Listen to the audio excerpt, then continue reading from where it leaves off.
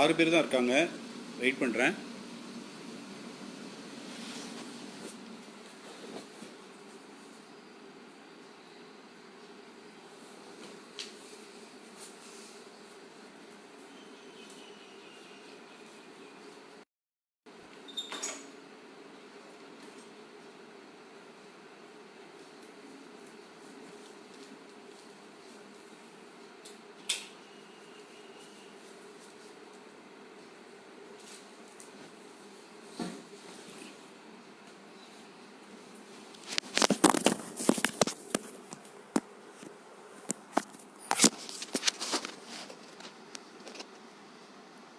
ஸ்ரீகண்டன் வந்திருக்காரு.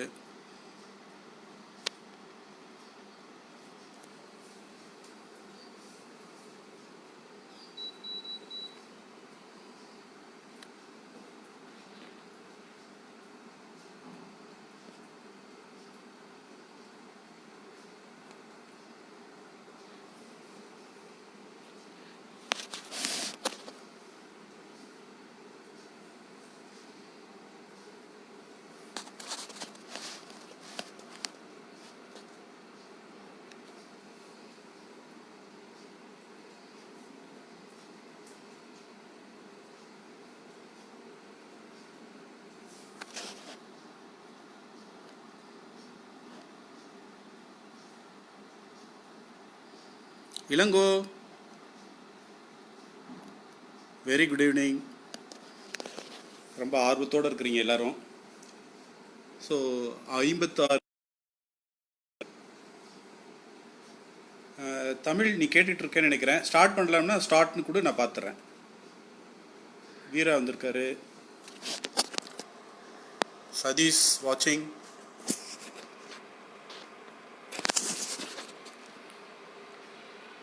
தமிழ் நீ ஸ்டார்ட் பண்ணலாம்னு சொல்லணும்னா ஸ்டார்ட்னு சொல்லு, நான் ஸ்டார்ட் பண்ணிடுறேன்.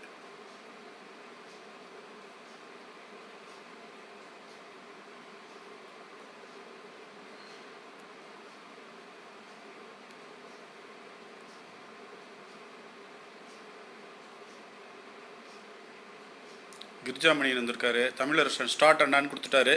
So let us start. Okay, வணக்கம் அன்பு நண்பர்களே.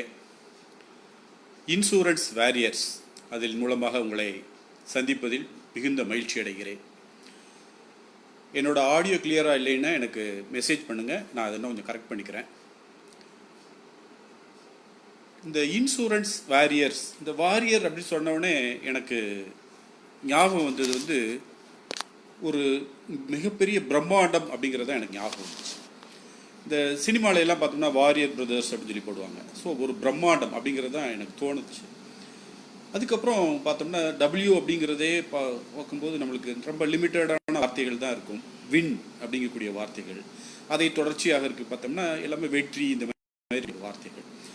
அதுக்கப்புறம் டிக்ஷனரியில் பார்த்தேன், இந்த வாரியர்னால் என்ன, அதுக்கு உண்மையிலேயே அர்த்தம் என்ன, சோல்ஜர்னாலும் சொல்கிறோம், என்னென்ன சொல்கிறோம்ல, அதனால் வாரியர்னால் என்ன அப்படின்னு சொல்லி பார்த்தேன்.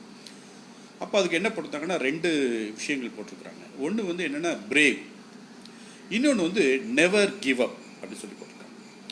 ஸோ இந்த பிரேவ் அப்படிங்கிறது நம்ம எல்லாருக்கும் தெரியும். இந்த நெவர் கிவ் அப் அப்படின்னு சொல்லக்கூடியது எப்படின்னு பார்த்தோம்னா, அதுக்கு உங்களுக்கு உதாரணம் சொல்லக்கூடிய இதில் இருந்து பார்த்தா, இப்போ ஒரு இடத்துல ஒரு ப்ராப்ளம் நடக்குதுன்னு சொன்னால் அங்கே ஒரு ஃபோர்ஸ் வரும். அது ஒரு கவர்மெண்ட்டில் இருக்கக்கூடிய ஒரு ஃபோர்ஸ் வரும். அது ஒரு போலீஸ் ஃபோர்ஸ் அப்படின்னு நம்ம நினச்சிக்கிறோமே. அப்படி இருந்தோம்னா அவங்களால அந்த வேலையை செய்ய முடியாமல் போயிடுச்சு அப்படின்னு சொன்னோம்னா மிலிட்ரி வரும். மிலிட்ரி வந்துடுச்சுன்னா அந்த வேலையை அவங்க முடிக்காமல் போக மாட்டாங்க. ஸோ நெவர் கிவ் அப் அப்படிங்கிறதுக்கு உங்களுக்கு புரிஞ்சுக்கிறதுக்காக ஒரு உதாரணம் தான் இந்த உதாரணம் சொன்னேன். அப்போ இந்த இன்சூரன்ஸ் வாரியர்ஸ் அப்படிங்கிறது, இந்த வாரியருங்கிறது மிக ஆப்டான ஒருத்தம். கொரோனாவுடைய லாக்டவுன் பீரியடில் நம்ம இன்சூரன்ஸினுடைய இண்டஸ்ட்ரியில் நெவர் கிவ் அப், நம்மளுடைய பிரேவ் அப்படின்னு சொல்கிறதும் நெவர் கிவ் அப் அப்படிங்கிறதும் மிக அற்புதமான ஒரு வார்த்தை. ஸோ இந்த இன்சூரன்ஸ் வாரியர் அப்படிங்கிறதை தோற்றுவித்து அதை இன்சூரன்ஸில் இருக்கக்கூடிய களப்பணி செய்யக்கூடிய முகவர்களுக்கும் வளர்ச்சி அதிகாரிகளுக்கும் உறுதுணையாக நடத்தி கொண்டிருக்கக்கூடிய நல் நெஞ்சங்கள் அனைவருக்கும் என்னுடைய வணக்கம். ஏன்னா இதை ஏதாவது ஒரு குறிப்பிட்ட பேர் சொல்லி நம்ம சொல்லலாம். ஆனால் அப்படி சொன்னோம்னா இதற்கு பின்புலமாக இருக்கக்கூடிய நிறைய பேர் இருக்கிறாங்க, எவ்வளவோ பேர் இருக்கிறாங்க. ஸ்பீக்கர்ஸாக வந்திருக்கிறாங்க, இதற்கு பின்புலமாக இருந்து வேலை செய்யக்கூடியவங்க, ஆதரவு தரக்கூடியவங்களாம் இருக்கிறாங்க. அதனால் ஒவ்வொருத்தவங்களையும் நம்ம குறித்து சொல்ல முடியாது. சில பேரை நம்ம விட்டுவிடக்கூடிய ஒரு சூழ்நிலை வந்துடும். அதனால் இதற்கு உறுதுணையாக இருக்கக்கூடிய அனைவருக்கும் என்னுடைய பணிவான வணக்கங்களும் பாராட்டுகளும். அதுக்கும் ரெண்டாவதாக நம்ம சொல்கிறதுன்னா, ஒரு 250 பேர் இன்னைக்கு எவ்வளவோ வேலைகள் இருந்திருக்கலாம். இன்னைக்கு படம் ஓடிக்கிட்டு இருக்கு, தோழா படம் ஓடிக்கிட்டு இருக்கு. ஸோ இந்த மாதிரி நிறைய விஷயங்கள் இருக்குது, குடும்பத்தோடு இருக்கக்கூடிய நேரங்கள். இதிலெல்லாம் ஒதுக்கிட்டு ஏதோ ஒரு விஷயத்தை, அதுவும் இன்சூரன்ஸ் சம்பந்தமான விஷயத்தை கற்றுக்கொள்ள வேண்டும் அப்படின்னு சொல்லி இவ்வளவு ஆர்வத்தோடு வந்து இருக்கக்கூடிய உங்களுக்கு தான் முதல்ல முக்கியமாக நான் வந்து பாராட்டுகளும் நன்றிகளும் தெரிவிக்க வேண்டும். அதனால் எல்ஐசி என்றால் முகங்களாக இருக்கக்கூடிய எனது அருமை முகவ நண்பர்களே, வளர்ச்சி அதிகாரி நண்பர்களே, உங்கள் வெள்ளத்தனைய மலர் நீட்டம் மாந்தர்தம் உள்ளத்தனைய உயர்வு. உள்ளத்தனைய உயர்வு அப்படின்னு சொல்கிறாங்க. நம்மளுடைய உள்ளத்தினுடைய உயர்வான எண்ணங்கள், உயர்வான விஷயங்கள் தான் நம்மளுடைய வாழ்க்கையினுடைய உயரம் அப்படின்னு சொல்கிறாங்க. அப்போ இந்த எண்ணம் அப்படிங்கிறது தான் ரொம்ப முக்கியமாக இருக்குது. நம்மளுடைய எந்த ஒரு வேலையாக இருந்தாலும் நம்ம இன்றைக்கி சொல்லக்கூடிய 3 விஷயங்கள் சொல்கிறதா சொல்லியிருக்கோம். Vision, mission, action. ஒரு செயலாக இருந்தாலும் அதற்கு எண்ணத்தோட தொடர்பு இருக்குது. ஒரு கோலை ஃபிக்ஸ் பண்ணணும், ஒரு மிஷனை செயல்படுத்தணும்னா அதுக்கும் எண்ணத்தோட தொடர்பு இருக்குது. ஒரு விஷன், ஒரு தூரத்தில் இருக்கக்கூடிய நம்மளுடைய ஒரு தொலைநோக்க பார்வை அப்படிங்கிறது எண்ணம் அப்படிங்கக்கூடியது ரொம்ப முக்கியமான ஒரு விஷயமாக இருக்குது. அப்போ இந்த எண்ணம் அப்படிங்கிறதுக்கு உங்களுக்கு அதை முதல்ல அந்த எண்ணம் அப்படிங்கிறதுக்கு விளக்கங்களை நம்ம சரியாக புரிஞ்சுக்கிட்டோம்னா தான் அதனுடைய பயணம் தொடர்ச்சி இதனுடைய பயணிக்கிறதுக்கான காரணம் சரியாக இருக்கும். இந்த பிரபஞ்சத்தில் எல்லாமே நிறைந்து இருக்கு. அன்பு, பாசம், வெற்றி, வருத்தம், தோல்வி எல்லாமே இருக்குது. சக்ஸஸ் எல்லாமே இருக்குது. அப்போ இந்த பிரபஞ்சத்திலிருந்து நம்ம அதை அட்ராக்ட் பண்ண வேண்டியதுக்கு நம்ம செய்ய வேண்டிய வேலைகள் என்ன அப்படிங்கிறது பார்க்குறோம். அதுக்கு உங்களுக்கு ஒரு உதாரணம் சொல்லணும். ஒரு ரேடியோ இருக்குது. அந்த ரேடியோவில் வந்து ஒரு நல்ல ஒரு எஃப்எம் ஒரு பாட்டை கேட்கணும்னா அதை வந்து ஒரு அந்த டியூனர் அப்படிங்கிறது அந்த வேலையை செய்யுது. அப்போ பிரபஞ்சத்தில் எல்லா ஸ்டேஷனும் இருக்குது. இந்த ரேடியோ எல்லா ஸ்டேஷனையும் பாடுறதுக்கும் ரெடியாக இல்லை, எதையுமே பாடாமல் இருக்குது. ஆனால் இந்த ஒரு டியூனர் அப்படிங்கிறது ஒன்று வந்துருச்சுன்னு சொன்னால் அதை டியூன் பண்ணி நம்மளுக்கு எது பிடித்தமான ஒரு விஷயமாக இருக்கோ அதை கொண்டு வந்து நிறுத்திடுது. அப்போ பிரபஞ்சம்னு ஒன்று இருக்குது, ரேடியோன்னு ஒன்று இருக்குது. நம்மளுக்கு தேவையான ரிசல்ட் இந்த பாட்டை கேட்கணும்னா டியூனர்னு ஒன்று தேவைப்படுது. ஜஸ்ட் லைக் இதே மாதிரி தான் பிரபஞ்சம்னு ஒன்று இருக்குது. ஆஸ் அ ஹியூமன் பீயிங் நம்ம இருக்கிறோம். சக்சஸ் அல்லது வெற்றி அல்லது ஒரு செயல் அப்படின்னா நமக்கு அந்த டியூனர் மாதிரி இருக்கக்கூடியதுக்கு பேர் தான் எண்ணங்கள் அப்படின்னு சொல்றோம். அப்போ இந்த எண்ணங்கள் அப்படிங்கிறது தான் பிரபஞ்சத்துல இருந்து நம்மளுக்கு வந்து எடுத்து கொடுத்து நம்மளை வெற்றி அடைய செய்யுது. இப்போ இன்னைக்கு இருக்கக்கூடிய ஒரு சூழ்நிலையில் பாருங்க, மதுரையில் இருக்கிறதுனால மதுரையில் நடந்த 2 இதை சொல்கிறேன். 2 முகவர்கள் 100 பாலிசிகள் பண்ணியிருக்கிறாங்க. கொரோனா பீரியட், லாக்டவுன், வீட்டுக்குள்ளே தான் இருக்கிறாங்க. ஆனாலும் அவங்களால 100 பாலிசிகள் பண்ண முடிஞ்சிச்சு. அப்போ இதற்கு வந்து எப்படின்னா அந்த எண்ணத்தினுடைய வலிமை தான் அந்த 100 பாலிசிகள் பண்ண வந்திருக்கு. சார் சும்மா படிச்சுட்டு வந்து ஏதாவது சொல்லாதீங்க சார், அதெல்லாம் வந்து ஏதாவது ஒரு சோர்ஸ் ஏற்கனவே சோர்ஸ் பண்ணி வச்சுருந்துருப்பாங்க. அந்த மாதிரி நேரங்களில் அவங்களுக்கு கிடைச்சக்கூடிய பாலிசிகள் எல்லாம் கொஞ்சம் அக்குமுலேட் பண்ணி ஒரே நாளில் அவங்க கொடுத்து 100 பாலிசிகள் பண்ணிட்டாங்க அப்படின்னு நம்ம சொல்லலாம். அதுவும் சரியான வாதம் தான், நம்ம எடுத்துக்கலாம், அப்படி எடுத்துக்கலாம். ஒரு புது ஏஜென்ட் எங்களுடைய பிரான்ச்சில் ஏஜென்சி எடுத்ததே இப்போ தான் ஒரு 2 மாதம் தான் ஆயிடுச்சு.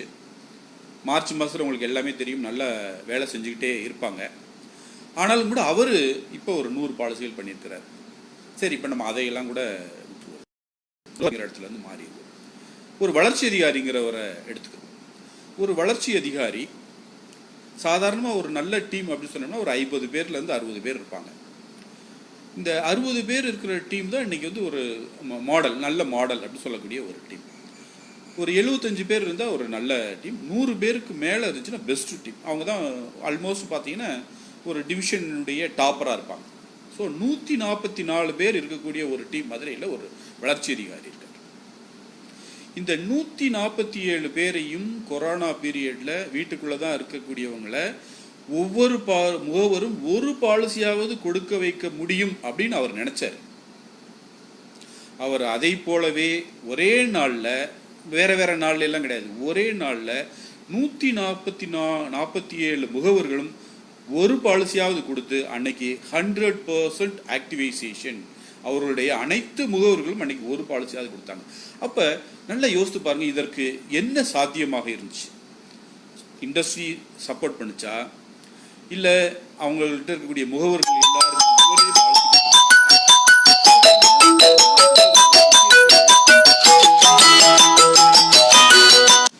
ஏதாவது ஒரு நம்மளுக்கு இருக்கக்கூடிய ஒரு விஷயங்கள் அப்போ ஃபோன் கால் வருது, இது எப்படி அவாய்ட் பண்ணுறதுன்னு தெரியல.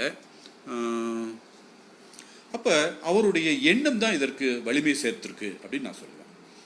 அப்போ இந்த எண்ணம் அப்படிங்கிறது அவருக்கு என்ன சொல்லியிருக்கு, ஏதாவது ஒரு சாதனை செய்ய வேண்டும். அப்போ அந்த பிரபஞ்சத்திலேருந்து அவர் அதை ஈர்த்து தன்னுடைய தான் இந்த 147 முகவர்களையும் ஒரு பாலிசியாவது கொடுக்க வைக்க முடிந்ததற்கான ஒரு முக்கியமான காரணம். அப்ப இந்த எண்ணம் அப்படிங்கிறது முக்கியமான நம்மளுக்கு இருக்கக்கூடிய ஒரு முக்கியமான விஷயமாக இருக்கு. அப்ப இந்த எண்ணத்துல நம்ம எப்படியெல்லாம் செய்யணும், செயல்படணும் அப்படிங்கிறதுக்காக என்ன அப்படின்னு சொல்லி பார்த்தோம்னா, இந்த பிரபஞ்சத்துல எண்ணம் இருக்கு. அந்த பிரபஞ்சத்தில் இருக்கக்கூடிய எண்ணத்தை நம்ம அட்ராக்ட் பண்ணணும். அட்ராக்ட் பண்ணோம்னா நம்மளுடைய சக்சஸ் அப்படிங்கிறது வந்துடும். ரைட். இப்போ நம்மளுக்கு இருக்கக்கூடிய விஷயம் என்னன்னு பார்த்தீங்கன்னா, ஒரு விஷன் அப்படின்னு சொல்கிறோம்.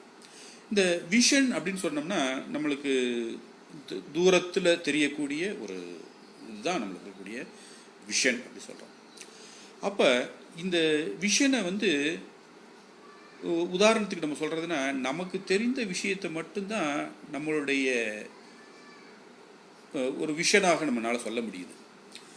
அப்போ அதற்கு தாண்டி நம்மளால செய்யணும் அப்படிங்கிறது தான் இதுக்கு. அதுக்கு நிறைய விஷயங்கள் நம்ம படிக்கணும். நம்ம உதாரணமாக சொல்லும்போது என்ன பண்ணுன்னா, குருடருடைய பார்வை தான் தொட்டு உணரும் தூரம் வரை மட்டுமே அப்படி சொல்லுவாங்க. அப்போ நமக்கு உண்மையான ஒரு விஷன் அப்படிங்கிறது எப்படி இருக்குன்னு பார்த்தோம்னா, 1,00,000 ரூபாய் பிரீமியம் அப்படிங்கிறது அன்றைக்கி இருக்கக்கூடிய ஒரு காமனான இருக்கக்கூடிய விஷயம். அதை தாண்டி நம்மளால் பெரிய யோசிக்க முடியல. ஆனால் நல்லா யோசித்து பார்த்தோம்னா, 1 கோடி பிரீமியம் கேட்குவதற்கான தகுதி நம்மகிட்ட இருக்குது, அதற்குரிய பொட்டன்ஷியலும் இருக்குது. ஆனால் நம்மகிட்ட அந்த எண்ணம் அப்படிங்கிறதே இல்லை. நம்ம அவங்ககிட்ட நல்லா கேட்கணும், நல்ல விஷயம் வச்சுக்கணும், பெரிய சிந்தனையோடு ஒரு தொலைநோக்கில் இருக்கக்கூடிய இதில் டிஓடி அப்படி சொல்கிறோம், சிஓடி அப்படி சொல்கிறோம், எம்டிஆர்டி அப்படின்லாம் சொல்கிறோம். பட் இது எல்லாமே இருக்குது. ஆனால் நம்மளுடைய எண்ணம் அது என்ன பண்ணுதுன்னா, உதட்டளவில் சொல்ல வைக்குது, உள்ளத்தில் வைக்கல. இந்த எண்ணங்களை பற்றி ஒருத்தர் ஒரு ரிசர்ச்சில் சொல்லியிருக்காங்க, ஒவ்வொரு நாளும் குறைந்தபட்சமாக 50,000 60,000 எண்ணங்கள் நமக்குள்ள வருது அப்படின்னு சொல்றாங்க. இந்த எண்ணங்களை ஒரு ஆராய்ச்சிகள் மாதிரி, நான் ஆராய்ச்சியில் நானே யோசித்து பார்த்துருக்கப்ப என்ன பண்ணியிருக்கேன், ஒரு காரை எடுக்கிறேன். கார் எடுக்கும்போது என்னோட கார் பார்க்கிங்லேருந்து கார் எடுக்கணும்னா காரை ரிவர்ஸில் எடுக்கணும். இந்த பக்கமும் கார் நிற்கும், இந்த பக்கமும் கார் நிற்கும். ரிவர்ஸில் மறுபடியும் மாற்றி ஃப்ரண்ட்டில் போய் மறுபடியும் ரிவர்ஸ் வரணும். அப்போ தான் காரை வெளியே எடுக்க முடியும். அப்போ இந்த மாதிரி ஒரு நிலைமையில் ஒரு எண்ணங்கள் ஓட ஆரம்பிக்குது. இப்போ தான் நான் காரை ஸ்டார்ட் பண்ணுறேன், வெளியே போகிறேன், ஒரு எண்ணம் ஓட ஆரம்பிக்குது. என்ன ஓட ஆரம்பிக்குதுன்னா, இந்த கார் பார்க்கிங்கை இன்னும் கொஞ்சம் பெர்ஃபெக்டாக டிசைன் பண்ணியிருக்கலாம், அல்லது இன்னும் கொஞ்சம் பெரிய அளவில் நம்மளே கூட ஏதாவது ஒரு இடத்துல இருந்துருக்கலாம், வீடு வாங்கியிருந்துருக்கலாம். சரி சொல்லிட்டு கீழே காரை இறக்குறேன். செக்யூரிட்டி சில நேரத்தில் இருப்பார், சில நேரத்தில் இருக்க மாட்டார். ரோட்டில் ரிவர்ஸில் இறங்குறப்ப சொல்லுவோம், இந்த செக்யூரிட்டி எங்கே போயிருப்பாரோ, கொஞ்சம் இன்னும் பெட்டரான செக்யூரிட்டியாக இருக்கலாம் அப்படி சொல்லி. அதுக்கப்புறம் ஒரு இடத்துல வரேன், சிக்னல். அந்த சிக்னலில் இப்போ 2 முறை சிக்னல் மாறின பிறகு அதை நான் கிராஸ் பண்ண முடியும். ஃபஸ்ட்டு க்ரீன் சிக்னல் வந்தோடனே நான் தாண்டிட முடியாது, அவ்வளோ டிராஃபிக் இருக்கும். அதனால் 2 தடவை சிக்னலை தாண்டணும். நான் சிக்னலில் நின்றுட்டு இருக்கேன். அப்போ யோசிக்கிறேன், இவ்வளோ டிராஃபிக்காக இருக்குது, இந்த இடத்துல இன்னும் கொஞ்சம் இதை பெட்டராக ஒரு ஃபாரின்லாம் இருக்க மாதிரி ஒரு ரவுண்டானா போட்டு எல்லாரையும் அவ்வளோ இடம் இருக்குது அந்த இடத்துல அவ்வளோ பண்ணியிருந்துருக்கலாம் அப்படிங்கிறதுக்கு ஒரு சிந்தனை வருது. உடனே சொல்கிறேன், நம்ம ஒரு ஏஜென்ட் வந்து கூப்பிட்ருக்காரு போகணும். அதுங்கிறது ஒரு 12 கிலோமீட்டர் இருக்குது. அந்த 12 கிலோமீட்டருக்கு போகிறோம் அப்படின்னு அங்கேருந்து 12 கிலோமீட்டருக்கு இந்த எண்ணம் ட்ராவல் ஆயிடுச்சு. உடனே அங்கே சொல்கிறேன் நினைக்கிறேன், போயிட்டு அந்த கால் முடிச்சுட்டு வரும்போது நம்ம அந்த கடையில் காஃபி ரொம்ப நல்லாயிருக்கும், அந்த கடையில் காஃபி குடிச்சிட்டு அங்கே ரிலாக்ஸ் பண்ணிட்டு தான் நம்ம வரணும் அப்படி சொல்லிட்டு இருக்கும்போதே சொல்கிறோம். அவருடைய அந்த காஃபி கடையில் நம்ம ஒரு தடவை நம்ம பார்த்தோம்ல ஒருத்தர், அவர் கூட நம்மளை வந்து கூப்பிட்டுக்கிட்டே இருக்கார், ஒரு டூருக்காக கூப்பிட்டுக்கிட்டே இருக்கிறாரு. அந்த டூருக்கு நம்ம கட்டாயம் போயிட்டு வரணும். அது ஏதோ ஒரு காட்டிலேயே இருக்கக்கூடிய ஒரு மாசிமாயா அப்படின்னு சொல்லிட்டு ஏதோ ஒரு கென்யாத்துக்கு. இப்போ என்னோட எண்ணம் வந்து கென்யாவுக்கு போயிடுச்சு. அந்த கென்யாவில் இருக்க ஃப்ரெண்டு யாருன்னா என்னோட காலேஜ் மேட்டு. ஸோ அந்த காலேஜ் மேட்டு அப்போ அவன் சொல்கிறாரு இன்னும் 2-3 ஃப்ரெண்ட்ஸை கூப்பிடுவாங்கன்னு சொல்கிறோம். இப்போ கென்யாவுக்கு என்னோட எண்ணங்கள் ஓடிடுச்சு. ஸோ இப்படி எண்ணங்கள் எங்கே வேணாலும் ட்ராவல் பண்ணி போய்கிட்டே இருக்குது. இப்படி ஒரு 60,000 எண்ணங்கள் வரும் அப்படின்னு சொல்கிறாங்க. ரைட், ஒரு 60,000 எண்ணங்கள் வர்றதா இருக்குது. அதில் நம்ம ரிப்பீட்டடாக வரக்கூடிய எண்ணங்கள் எதாக வருது அப்படின்னு சொல்லி பார்த்தோம்னா, தேவையில்லாத எண்ணங்கள் அல்லது நெகட்டிவான எண்ணங்கள் தான் நம்மளை அதிகமாக அட்ராக்ட் பண்ணுது. நம்மளை இந்த பிரபஞ்சத்திலேருந்து நம்மளை ஈர்க்கக்கூடிய எண்ணங்கள் எப்படிப்பட்ட எண்ணங்களாக இருக்குன்னா, தேவையில்லாத எண்ணங்கள் அல்லது நெகட்டிவான எண்ணங்கள். இதுதான் அதிகபட்சமாக நம்மளை அட்ராக்ட் பண்ணிக்கிட்டே இருக்கு. அப்போ இந்த எண்ணங்களை ஆராய்ந்து அதை சரிப்படுத்திட்டோம்னா நம்மளுக்கு வெற்றி கிடைக்கும் அப்படின்னு சொல்கிறோம். அப்போ இதை எப்படி சார் பண்ணுறது? இந்த எண்ணங்களை ஆராய்ந்து அதை நம்ம சரி பண்ணுறதுனா எப்படி பண்ணுறதுன்னா, இப்போது அதே மறுபடியும் வரும். நான் என்னோட வீட்டில் இருந்து காரை எடுக்கிறேன். கார் எடுத்துகிட்டு வரும்போது நான் நினைக்கிறேன், இந்த இடத்துல இந்த காரை 2 பேர் வச்சு 2 சைட்லேயும் கார் இருக்கும்போது நம்ம ரிவர்ஸ் எடுக்கிறதுக்கு சிரமப்படுறோம். அதற்கு பெட்டராக நம்ம ஒரு அசோசியேஷனில் ஒரு மீட்டிங்கை போட்டு நம்மளே இந்த மாதிரி இடத்துல எப்படி டிசைன் பண்ணலாம் அப்படின்னு சொல்லி யோசித்தோம்னா, இதை விட சின்ன காராக இருந்துச்சுன்னா, நான் பார்க் பண்ணுற இடத்துல ஒரு சின்ன காரை நிப்பாட்டிட்டு சின்ன கார் இருக்க இடத்துல பெரிய காரை நிப்பாட்டினா கிடைக்கும். ஸோ இதை நம்ம இனிஷியேட் பண்ணணும் அப்படின்னு நான் நினைக்கணும். நான் கீழே வரும்போது பார்த்தீங்கன்னா ஒரு ஃபர்னிச்சர் ஷோரூம் இருக்குது. நம்ம ஏஷியாலேயே மிகப்பெரிய ஓன் ப்ரொடக்ஷன் பண்ணக்கூடிய தாம்ப்ரோ அப்படின்னு சொல்லக்கூடிய ஒரு ஃபர்னிச்சர் ஷோரூம் இருக்குது. அதை நம்ம தாண்டி தான் நான் வரேன். அந்த ஃபர்னிச்சர் ஷோரூமில் ஒருத்தர் மேனேஜர் இருக்கார். அவரை நம்ம சந்திக்கணும், அவருடைய ஓனரை நம்ம சந்தித்து பேசணும் அப்படிங்கக்கூடிய எண்ணம் எனக்கு வர்றதே இல்லை. அதை நான் ப்ராக்டிஸ் பண்ணணும். இந்த மாதிரியாக நம்ம வரக்கூடிய இடங்களில் ருட்டீனாக இருக்கக்கூடியதை தாண்டி நமக்கு பாசிட்டிவாக இருக்கக்கூடிய எண்ணங்களை ஒரு எப்படி ஒரு பயிற்சிக்காக நம்ம சொல்கிறோம்ல, ஒரு ப்ராக்டிஸ் பண்ணுறதுக்காகவாது இதை நாம் நடத்திக்கிட்டே இருந்தோம்னா ஒரு டைம் பவுண்டில் அந்த ஷோரூம் மேனேஜரை எனக்கு சந்திக்கக்கூடிய ஒரு வாய்ப்பு உருவாகும். அந்த ஷோரூம் மேனேஜர் என்கிட்ட பாலிசிகள் பற்றி பேசும்போதோ அல்லது அவருடைய ஓனரை பற்றி தெரிஞ்சுக்கிற போதோ அவரோட போய் சந்திக்கக்கூடிய வாய்ப்பு கிடைக்கும். அப்போ அவர்கிட்ட 1000 கோடி ரூபாய்க்கு பாலிசி. அப்போ அவர்கிட்ட நான் யோசிக்கணும். எப்படி யோசிக்கிறேன் அப்படின்னா, அவருக்கு எத்தனை ஷோரூம் இருக்கோ அத்தனை கோடி. அவருக்கு வந்து சென்னையில் மட்டும் அந்த தாம்ப்ரோ கம்பெனிக்கு பார்த்தீங்கன்னா ஒரு 10 அவுட்லெட் இருக்குது. மதுரையில் பார்த்தீங்கன்னா ஒரு 2 அவுட்லெட் இருக்குது. ஸோ பெருசு அப்படி சொல்கிறாங்க. அப்போ அவர்கிட்ட கிட்டத்தட்ட எப்படி பார்த்தீங்கன்னாலும் ஒரு 500-600 அவுட்லெட்ஸ் இருக்கும். அப்போ அவர்கிட்ட நம்ம கேட்கணும், இந்த டேட்டாஸ் எல்லாம் நம்ம எடுத்துட்டு அவர்கிட்ட ஒரு நாள் நம்ம சந்திக்கக்கூடிய வாய்ப்பு வரும்போது அவர்கிட்ட உங்ககிட்ட 577 கோடி ரூபாய்க்கு பாலிசி கேட்கணும் சார் அப்படி சொல்கிறோம். அதை கேட்குறதுக்கு காரணத்தை நான் சொல்கிறேன். ஏன்னா உங்கள்கிட்ட 577 அவுட்லெட் இருக்குது. ஸோ அதனால் 577 கோடி ரூபாய்க்கு நீங்கள் பாலிசி எடுக்கணும். அப்போ நம்மளுடைய சிந்தனை, நம்மளுடைய எண்ணங்கள் எல்லாமே பாசிட்டிவாக இருக்கக்கூடிய வாய்ப்புள்ள இருந்ததுன்னா இந்த எண்ணங்கள் நம்மளுக்கு அட்ராக்ட் பண்ணும்போது இது நடக்கும் அப்படின்னு சொல்கிறாங்க. இது உண்மையிலேயே நடக்குமா அப்படிங்கிறதுக்கு ஒரு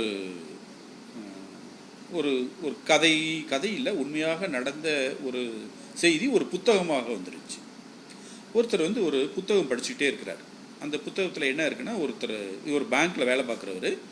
இந்த பேங்க்கில் வந்து ஒருத்தர் வந்து கொள்ளையடிக்கிறது மாதிரி கற்பனை பண்ணிக்கிட்டே இருக்கிறார். கற்பனை இல்லை, அந்த புத்தகத்தில் வந்து வருது. கொள்ளையடிக்கிறாங்க அந்த பேங்க், அதுதான் அந்த அந்த ஸ்டோரியினுடைய நரேஷன். அப்படி கொஞ்ச நாள் ஆயிடுது, ஒரு மாதம் 2 மாதம் 1 வருடம் ஆயிடுது. இந்த சிந்தனை வந்துகிட்டே இருக்குது, இவர் எதிர்பார்த்துட்டே இருக்கிறாரு. ஸோ இந்த கதையில் என்ன சொல்கிறாங்கன்னா, ஒரு நாள் இவரே அந்த கொள்ளையடிக்கக்கூடிய நபராக மாறிடுறார். தன்னுடைய எண்ணங்கள் எப்படி இருக்குன்னா, யாரோ வரல, நம்மளே இதை செஞ்சிடலாம் அப்படிங்கிறார். அப்போ எண்ணத்திற்கு அவ்வளோ வலிமைகள் உண்டு அப்படி சொல்கிறதுக்காக சொல்கிறேன். அப்போ நல்ல எண்ணங்களை நம்ம ஆராய்ச்சி செய்து தீய எண்ணங்களை நம்ம அதை நீக்கிட்டோம்னாலே நம்மளுக்கு நல்ல எண்ணங்கள் வந்துடும். ரைட், நம்ம பேக் டு நம்மளுடைய மிஷனுக்கு வரும். அப்போ நம்மளுடைய மிஷன் அப்படிங்கிறது, நம்மளுடைய கனவு அப்படிங்கக்கூடியது, நம்மளுடைய தொலைதூரத்தில் இருக்கக்கூடிய எண்ணம் அப்படிங்கக்கூடியது நமக்கு தெரிந்த அளவில் இருக்குது அப்படிங்கிறத நம்ம பார்க்குறோம். அதை தாண்டி சிந்திக்க பழகும். இப்போ நம்ம அதிகபட்சமாக தெரிந்து கூறக்கூடிய விஷயமே பார்த்தீங்கன்னா, மதுரைனா மதுரை, அதை தாண்டினா அதிகபட்சமாக தமிழ்நாடு. தமிழ்நாட்டுக்குள்ளே யார் அதிகமாக பிஸ்னஸ் பண்ணியிருக்கிறாங்க, எத்தனை டிஓடி பண்ணியிருக்காங்க, எத்தனை சிஓடி பண்ணியிருக்காங்க, இதை தாண்டி கூட நம்ம 90% நபர்கள் வந்து யோசிக்கிறதே இல்லை. அப்போ இந்த ஆல் இண்டியா லெவலில், வேர்ல்டு லெவலில் இதெல்லாம் எப்படி இருக்குது அப்படிங்கிறத நம்ம தெரிஞ்சுக்கிட்டோம்னா, அதுக்கு தான் சொல்கிறேன் நிறைய படிக்கணும் அப்படின்னு சொல்கிறேன். இந்த கற்றுக்கிட்டே இருந்துக்கிட்டே இருந்தோம்னா நம்மளுடைய எண்ணங்கள் வந்து மேம்பட்டுக்கிட்டே இருக்கும். அப்போ நம்மளுடைய எண்ணங்கள் எப்படி இருக்கும் அப்படின்னு கேட்டோம்னா, நிறைய பேர் நம்மளுடைய எண்ணங்களை வந்து உதட்டளவுலைக்கும் சிங்க்ரனைஸ் ஆகாமல் இருக்குது அப்படின்னு சொல்கிறேன். அதுக்கு நான் ஒரு உதாரணம் சொல்கிறேன் பாருங்க. ஒரு டிஓடி இருக்கக்கூடிய ஒரு முகவர் நம்மகிட்ட இருக்கிறார் அப்படின்னா, அவர்கிட்ட ஒரு ஆடி கார் வாங்கணும்னா நீங்கள் எவ்வளோ உழைக்கணும் அப்படின்னு சொல்லி கேட்குறோம். அவர் யோசித்து பார்த்து சொல்கிறாரு, ஒரு 10 ஆண்டுகள் உழைக்கணும் அப்படி சொல்கிறாரு. ஒரு ஆடி கார் வாங்கிறதுக்கு, ஆடி காரை வாங்குறதுக்கு 10 ஆண்டுகள் உழைக்கணும் அப்படின்னு சொல்கிறாரு. இதே இதை ஒரு டாட்டாவுடைய ஃபேமிலியில் போய் இதே ஆடி காரை வாங்கணும் அப்படின்னு சொல்லி நம்ம இந்த கேள்வியை கேட்டோம்னா, அவரும் யோசித்து பார்த்துட்டு 10 ஆண்டுகள் அப்படி சொல்கிறார். ஆனால் இது ரெண்டுக்கு இருக்கக்கூடிய ஒரு வித்தியாசம் பாருங்கள். நம்ம முகவர் சொன்னது வந்து ஒரு காரை சொந்தமாக விலை கொடுத்து வாங்குறதுக்கு, ஆனால் அந்த டாடா ஃபேமிலியில் இருக்கிற கம்பெனியை விலை கொடுத்து வாங்குறதுக்கு. அப்போ இந்த எண்ணத்தை பார்த்தீங்கன்னா, அவர் உள்ள என்ன நினைக்கிறாரு அப்படிங்கிறது வந்து வித்தியாசம் இருக்கு. வார்த்தைகள் ஒன்று தான், ஆனால் உள்ள இருக்கக்கூடிய எண்ணம் அப்படிங்கிறது வித்தியாசப்படுது. அப்போ இந்த வார்த்தை உதட்டில் இருக்கிறதும் உள்ளத்தில் இருக்கிறதும் ஒன்றாக இருக்கணும். அதான் ரொம்ப முக்கியமான விஷயம். நான் டிஓடி பண்ணுறேன் அப்படின்னு சொன்னோம்னா அது உள்ளத்துலேருந்து வரணும். நம்ம சொல்லுவோம் என்னைக்காவது ஒரு நாள் நடக்கும் அப்படின்னு சொல்லி நினைக்கிறத விட,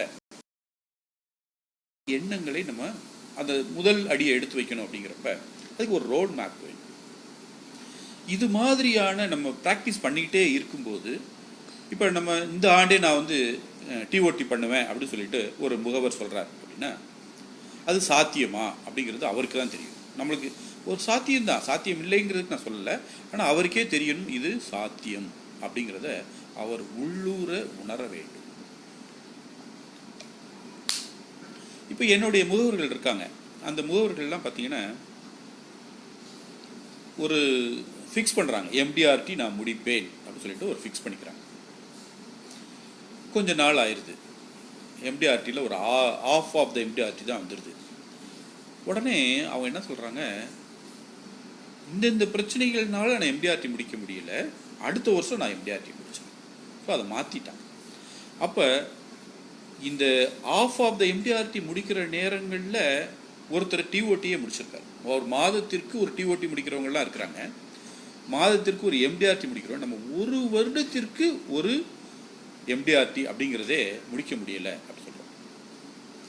அப்போ நம்மகிட்ட சரியான திட்டமிடல் இல்லை. அதுதான் ரொம்ப முக்கியமான விஷயம். அப்போ நம்மளுடைய ஒரு கோல், நம்மளுடைய விஷன் அப்படிங்கிறது எப்படி இருக்கணும்னா, மிக அதிகமான இடத்துல இருந்தாலும் நம்மளுடைய உள்ளத்தில் போய் அதை உட்கார வைக்கணும். அதுக்கு என்ன ஃபார்முலா என்ன சொல்கிறாங்கன்னா, ரெப்பிட்டேஷன். திருப்பி திருப்பி திருப்பி உங்களுடைய கோலை பற்றி நீங்கள் சிந்தனை பண்ணிக்கிட்டே இருக்கணும், அது செஞ்சுக்கிட்டே இருக்கணும். இப்படி பண்ணால் நம்ம எப்படி பண்ண முடியும், இப்படி பண்ணால் எப்படி அது பண்ண முடியும் அப்படிங்கிறத பற்றி ஆராய்ச்சி பண்ணிக்கிட்டே இருக்க வேண்டும். சரி, ரைட். இப்போ அதுக்கு அடுத்தாப்புல நம்மளுடைய இதற்கெல்லாம் ரொம்ப என்ன முக்கியமான ஒரு விஷயம் அப்படின்னு சொன்னால், இப்போ நான் ஏற்கனவே ஒரு மீட்டிங்கில் நம்ம பேசும்போது சொல்லிட்டு இருந்தேன், ஒருத்தர் எம்டிஆர்டி பண்ணுறதுக்கு அவர் எடுத்துக்கொண்ட பாலிசிகளுடைய எண்ணிக்கைன்னு பார்த்தீங்கன்னா ஒரு 100 பாலிசிகள் அப்படின்னு நினச்சிக்கணும். 100 பாலிசியில் ஒருத்தர் வந்து ஒரு எம்டிஆர்டி பண்ணுறார். இன்னொரு ஏஜென்ட் வந்து 200 பாலிசிகளில் எம்டிஆர்டி பண்ணுறாரு. அப்போ இந்த 100ங்கிற பாலிசியில் பண்ணுறது 200ல் பண்ணுறாரு.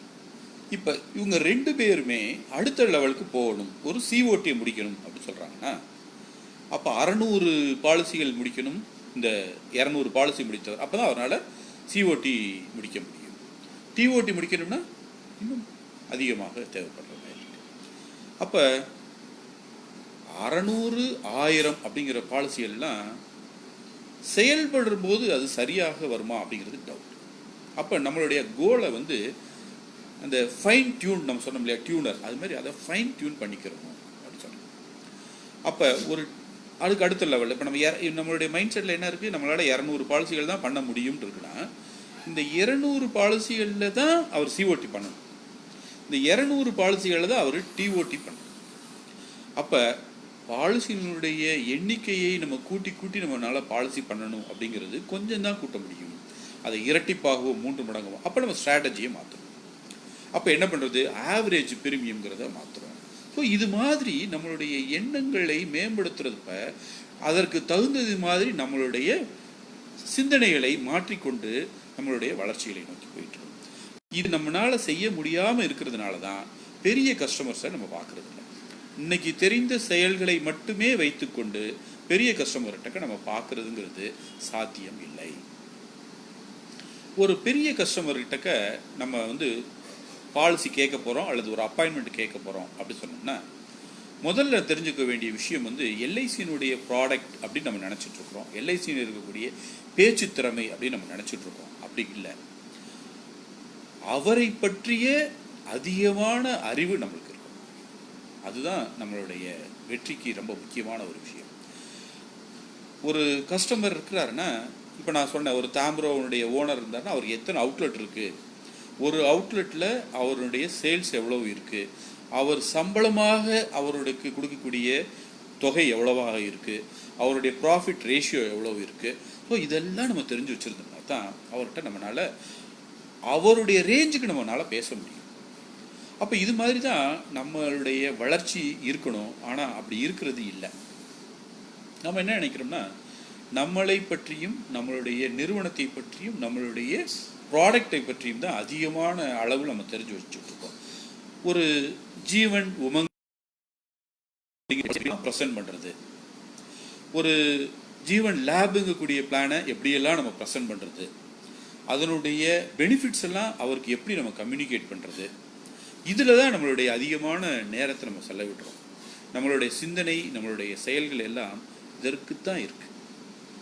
ஆனால் உண்மையிலேயே நம்மளுடைய சிந்தனைகளும் செயல்களும் இதை தாண்டி அவருடைய ஆங்கிள் இருந்து வரணும்.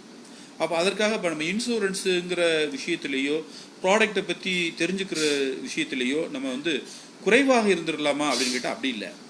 இதை எவ்வளோ தூரத்துக்கு நம்மளால் ப்ரெசென்ட் பண்ண முடியும்னு நினைக்கிறோமோ அதை போல் 3 மடங்கு குவாண்டம் க்ரோத் நம்ம அவரை பற்றி தெரிஞ்சிருக்கணும். அவரை பற்றி தெரிஞ்சிருக்கக்கூடிய விஷயம் 3 மடங்காக இருக்க வேண்டும். இதற்கு என்னோட எக்ஸ்பீரியன்ஸில் நான் சில விஷயங்கள் சொல்கிறேன். ஒரு கஸ்டமர் வந்து ஒரு சாதாரணமாக அவருடைய டேர்ன் ஓவருங்கிறது எப்படி இருக்குன்னு கேட்டால் அவருடைய கேபிட்டலை போல் குறைந்தபட்சம் 3 மடங்கு இருக்கும், அதிகபட்சம் 10 மடங்கு இருக்கும். ஒருத்தர் 1 கோடி ரூபா போட்டு ஒரு தொழில் பண்ணுறாருன்னா அவருடைய டேர்ன் ஓவர் வந்து 3 கோடி ரூபா இருக்கும் அல்லது 10 கோடி இருக்கும், அதிகபட்சம் 10 கோடி இருக்கும். அப்போ இந்த 1 கோடி ரூபா அப்படிங்கிறதுக்கு ரிட்டர்ன் எவ்வளவு, 10 கோடிக்கு அவர் டேர்ன் ஓவர் பண்ணால் அவருக்கு வரக்கூடிய IRR ரிட்டர்ன் எவ்வளவு இருக்கும். இன்றைக்கி இருக்கக்கூடிய நேரத்தில் ஒரு சாதாரணமாக ஒரு தொழில் செஞ்சோம்னா 10% 20% ப்ராஃபிட் கிடைக்கும், சாதாரண வச்சுக்கலாம். அப்போ அவர் 1 மடங்கு பணம் போட்டு 10 மடங்கு டேர்ன் ஓவர் பண்ணுறாருன்னா 1 வருஷத்திலேயே அவருடைய ப்ராஃபிட், அதாவது போட்ட முதலை எடுத்து விடுவார். அல்லது குறைந்தபட்சம் 3 ஆண்டுகளில் எடுத்துடுவார். 3 இருந்தால் 3 வருஷத்தில் எடுத்துடுவார். இதை நீங்கள் நல்லா புரிஞ்சுக்கிட்டீங்கன்னா உங்களுக்கு ரொம்ப ஈஸியாக இருக்கும். ஏன் சொல்கிறேன் அப்படிங்கிறது, ஏன்னா நம்மளுடைய ப்ராடக்ட் அப்படிங்கிறது ஐஆர்ஆர்ங்கிறது அவருக்கு எந்த வகையிலையும் அட்ராக்ட் பண்ணாது. நம்ம கொடுக்கக்கூடிய இந்த 4%லேருந்து 5% இருக்கக்கூடிய லாபமும் அவருக்கு எந்த வகையிலையும் இந்த பாலிசியை எடுப்பதற்காக இருக்கக்கூடிய விஷயமாக இருக்காது. ரைட். அப்போ சரி சார், இதை தாண்டி மற்ற விஷயங்கள் இருக்குல்ல, இப்போ டேர்ம் இன்சூரன்ஸ் இருக்குது, அவுட்ஸ்டாண்டிங் இருக்கக்கூடிய பேங்க் லோனுக்காக கிடைக்கக்கூடிய பணம் அப்படின்னு நம்ம இதெல்லாம் அவசியம்தான், அவருக்கும் தேவை தான். இதெல்லாம் கன்வின்சிங் அவர் ஓகே அப்படின்னு சொல்லக்கூடியதற்கான பல்வேறு காரணங்களில் இதுவும் ஒரு காரணம். அவருடைய ஒரு திட்டத்தினுடைய பயன்களை நம்ம விலைக்கு சொல்கிறதெல்லாம் ஒரு பார்ட், ஒரு 10%. அதில் இருக்கக்கூடியது பிளானுடைய பெனிஃபிட்டுங்கிறது ஒரு 10%, இது ஒரு 5%, பர்சனல் ரிலேஷன்ஷிப் அப்படிங்கிறது ஒரு 5%. இப்படி எல்லா காரணிகளும் சேர்ந்து தான் அவரை நம்மளுடைய பாலிசிதாரராக மாற்றும். அப்போ இந்த மாதிரி பாலிசிதாரர்கள்கிட்ட இன்சூரன்ஸ் ப்ராடக்ட் வந்து அட்ராக்ட் பண்ணாது, ஆனால் கம்பெனி அட்ராக்ட் பண்ணும். நம்ம எல்ஐசி அப்படிங்கக்கூடிய பெஸ்ட் கம்பெனி.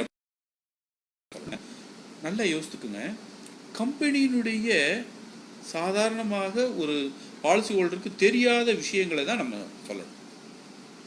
ஒரு பாலிசி ஹோல்டருக்கு இன்சூரன்ஸினுடைய ஆக்டிவிட்டீஸ் என்னென்னலாம் பண்ணிகிட்டு இருக்கு.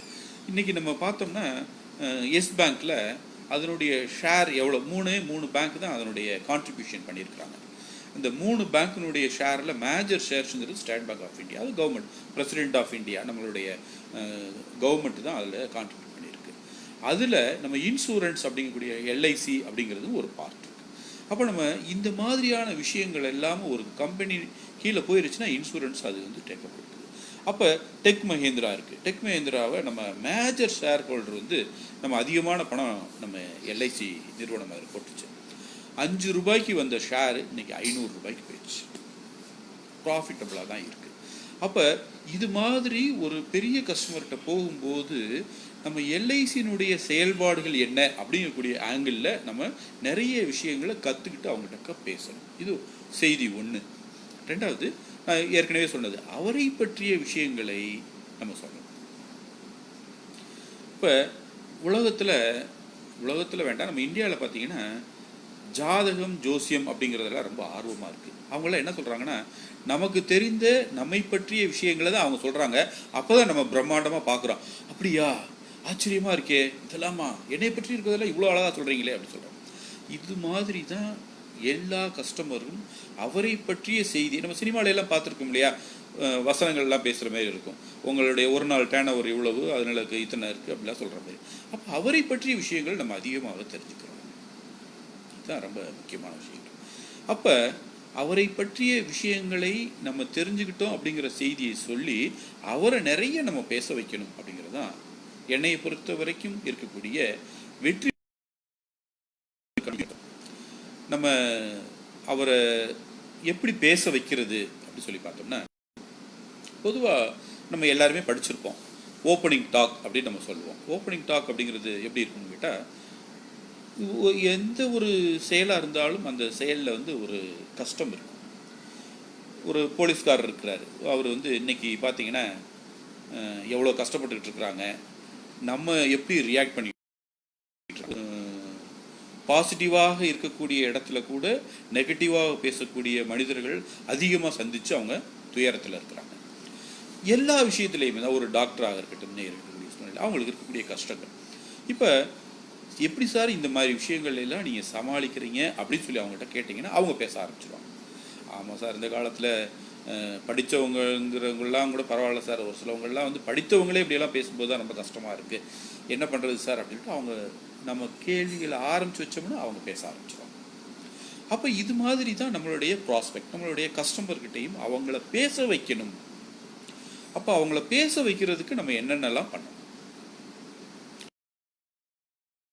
அவங்கள பேச வைக்கிறப்ப ஓப்பனிங் டாக்குக்கு என்ன கேள்விகள் கேட்கணும் அப்படின்னு நான் சொல்லுவேன். அப்படின்னா, எனக்கு தெரிஞ்ச விஷயங்களில் எவ்வளவு சம்பாதிக்கிறீங்கிற கேள்வியை நம்ம கேட்டோம்னா அவங்களுக்கு கோபம் வந்துடும், அல்லது தேவையில்லாத கேள்வியாக மாறிடும். ஆனால் அதையே முதல்ல நீங்கள் சம்பாதித்த தொகை எவ்வளவு, எந்த வயசில் சம்பாரிச்சிங்க சார் அப்படின்னு நீங்கள் கேள்வி கேட்டிங்கன்னா ஆர்வமாக பேச ஆரம்பிச்சிடுவாங்க. நான் இதே மாதிரி ஒரு கஸ்டமர்கிட்ட கேட்டோம். அப்போ அவர் சொன்னார், என்னோட 14 வயசில் நான் வந்து முதல்ல சம்பாத்தியம் பணத்தை வாங்க ஆரம்பித்தேன். அப்போ 30 ரூபாய், அவர் கொஞ்சம் பழைய காலத்திலேருந்து வந்ததுனால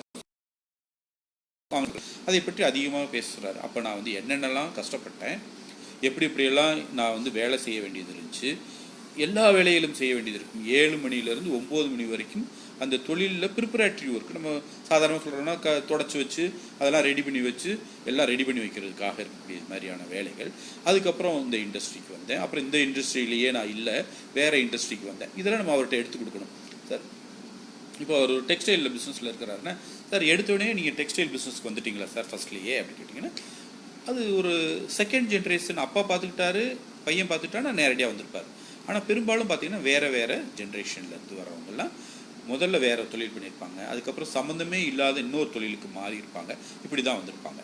அப்போ இந்த மாதிரியான கேள்வி ஒரு 2-3 விஷயங்கள் பார்த்தீங்கன்னா, சார் உங்களுடைய சொந்த ஊரில் இருந்து பிஸ்னஸ் பண்ணுறதை விட அதிகமாக புலம்பெயர்ந்தவர்கள் ஒரு ஊர்லேருந்து இன்னொரு ஊருக்கு வந்திருப்பாங்க. அவங்க தான் அதிகமாக பெரிய சக்ஸஸாக இருப்பாங்க நிறைய இடங்களில் பார்த்தீங்கன்னா. அப்போ உங்களுடைய நேட்டிவ்லேருந்து நீங்கள் மைக்ரேட் ஆகி வர்றதுக்கு என்ன காரணம் சார், எப்போ சார் வந்தீங்க அப்படிங்கிற மாதிரி கேள்விகள். அப்போ ஒரு 2-3 கேள்விகள். உங்களுடைய முதல் வருமானம் எவ்வளவு, எந்த வயசில், உங்களுடைய சொந்த ஊரில் தான் இருக்கிறீங்களா அல்லது வேறு ஊருக்கு வந்திருக்கீங்களா, உங்களுடைய செயல்பாடுகளில் இதே தொழிலையே இருந்து வந்திருக்கீங்களா, வேறு தொழிலில் வந்து, இதெல்லாம் நம்ம லேசாக சின்னதாக எடுத்து கொடுத்தோம்னா போதும், அவங்க பேச ஆரம்பிச்சிடுவாங்க. இப்படி பேசிகிட்டே இருந்தோம் அந்த ஒரு கஸ்டமர்கிட்ட. அவர் நிறைய மனசு அந்த பழைய கதைகள்லாம் கேட்குறதுக்கு ஒரு ஆள் கிடச்சிட்டாரு. அவர் பேசிக்கிட்டே இருந்தார். கிட்டத்தட்ட ஒரு 2 மணி நேரத்துலேருந்து 3 மணி நேரம், 2.5 மணி நேரம் ஆயிடுச்சு. இடையில ஒரு டீ வந்துச்சு, டீ குடித்தோம். அதுக்கப்புறம் அவர் சொல்கிறாரு, ரொம்ப நேரம் ஆயிடுச்சு, நம்மளும் நிறைய நேரம் பேசிகிட்டே இருந்துட்டோம், சரி சொல்லுங்கள் நான் உங்களுக்கு என்ன செய்யணும் அப்படின்னு சொல்லி கேட்குறேன். நண்பர்களே, முகவர்களே, நல்லா கேட்டுக்குங்க. இப்போ நம்மளுடைய திறமையெல்லாம், நம்ம கற்றுக்கிட்டக்கூடிய விஷயங்கள் எல்லாத்தையும் ஜீவன் உமங்கக்கூடிய ப்ராடக்ட்டு, பெஸ்ட்டு ப்ராடக்ட்டு, அதனுடைய பெனிஃபிட்ஸ் என்ன, அதனுடைய ஐஆர் என்ன அப்படிங்கிறத பற்றியெல்லாம் அவருக்கு விளக்கம் சொல்லணும்னு நீங்கள் நினச்சிங்கன்னா அது தவறு. இந்த இடத்துல அவர் என்ன கேட்டுக்காரு, என்ன சொல்கிறார் நம்மக்கிட்ட, ரொம்ப நேரம் ஆயிடுச்சு நம்ம பேசிகிட்டே இருந்துட்டோம், நான் உங்களுக்கு என்ன செய்யணும் சொல்லுங்கள் அப்படின்னு சொல்லி கேட்குறேன். இப்போ நம்ம இமீடியட்டாக அவருக்கு சொல்ல வேண்டிய விஷயம், நம்ம என்ன எதிர்பார்த்துருக்கோம், அவர்கிட்ட இருந்து 10 லட்ச ரூபா பிரீமியம் வாங்கணும், ஜீவன் உமங் அப்படிங்கக்கூடிய ஒரு ப்ராடக்ட். அவர்கிட்ட நம்ம சொல்ல வேண்டிய விஷயங்கள், அந்த 10 லட்சம் ரூபாய்யை விட கொஞ்சம் அதிகமான தொகையாக, ஒரு உதாரணத்திற்கு சார் ஒரு மாதத்துக்கு 1.5 லட்சம் ரூபாய், வருஷத்துக்கு 18 லட்சம் ரூபாய் கட்டுற மாதிரி உங்களுக்கு ஒரு பிளான் கொண்டு வந்திருக்கோம் சார், நீங்கள் இதை செஞ்சு கொடுக்கணும் சார். உடனே அவர், இது நான் நடந்த அந்த கஸ்டமர் சொல்கிறாரு, 18 லட்சம் ரூபாய்ங்கிறதெல்லாம் ரொம்ப கொஞ்சம் அதிகமான விஷயந்தான், கொஞ்சம் ஆடிட்டெல்லாம் கேட்கணும், நம்மளால் முடியுதான்னு பார்க்கணும்,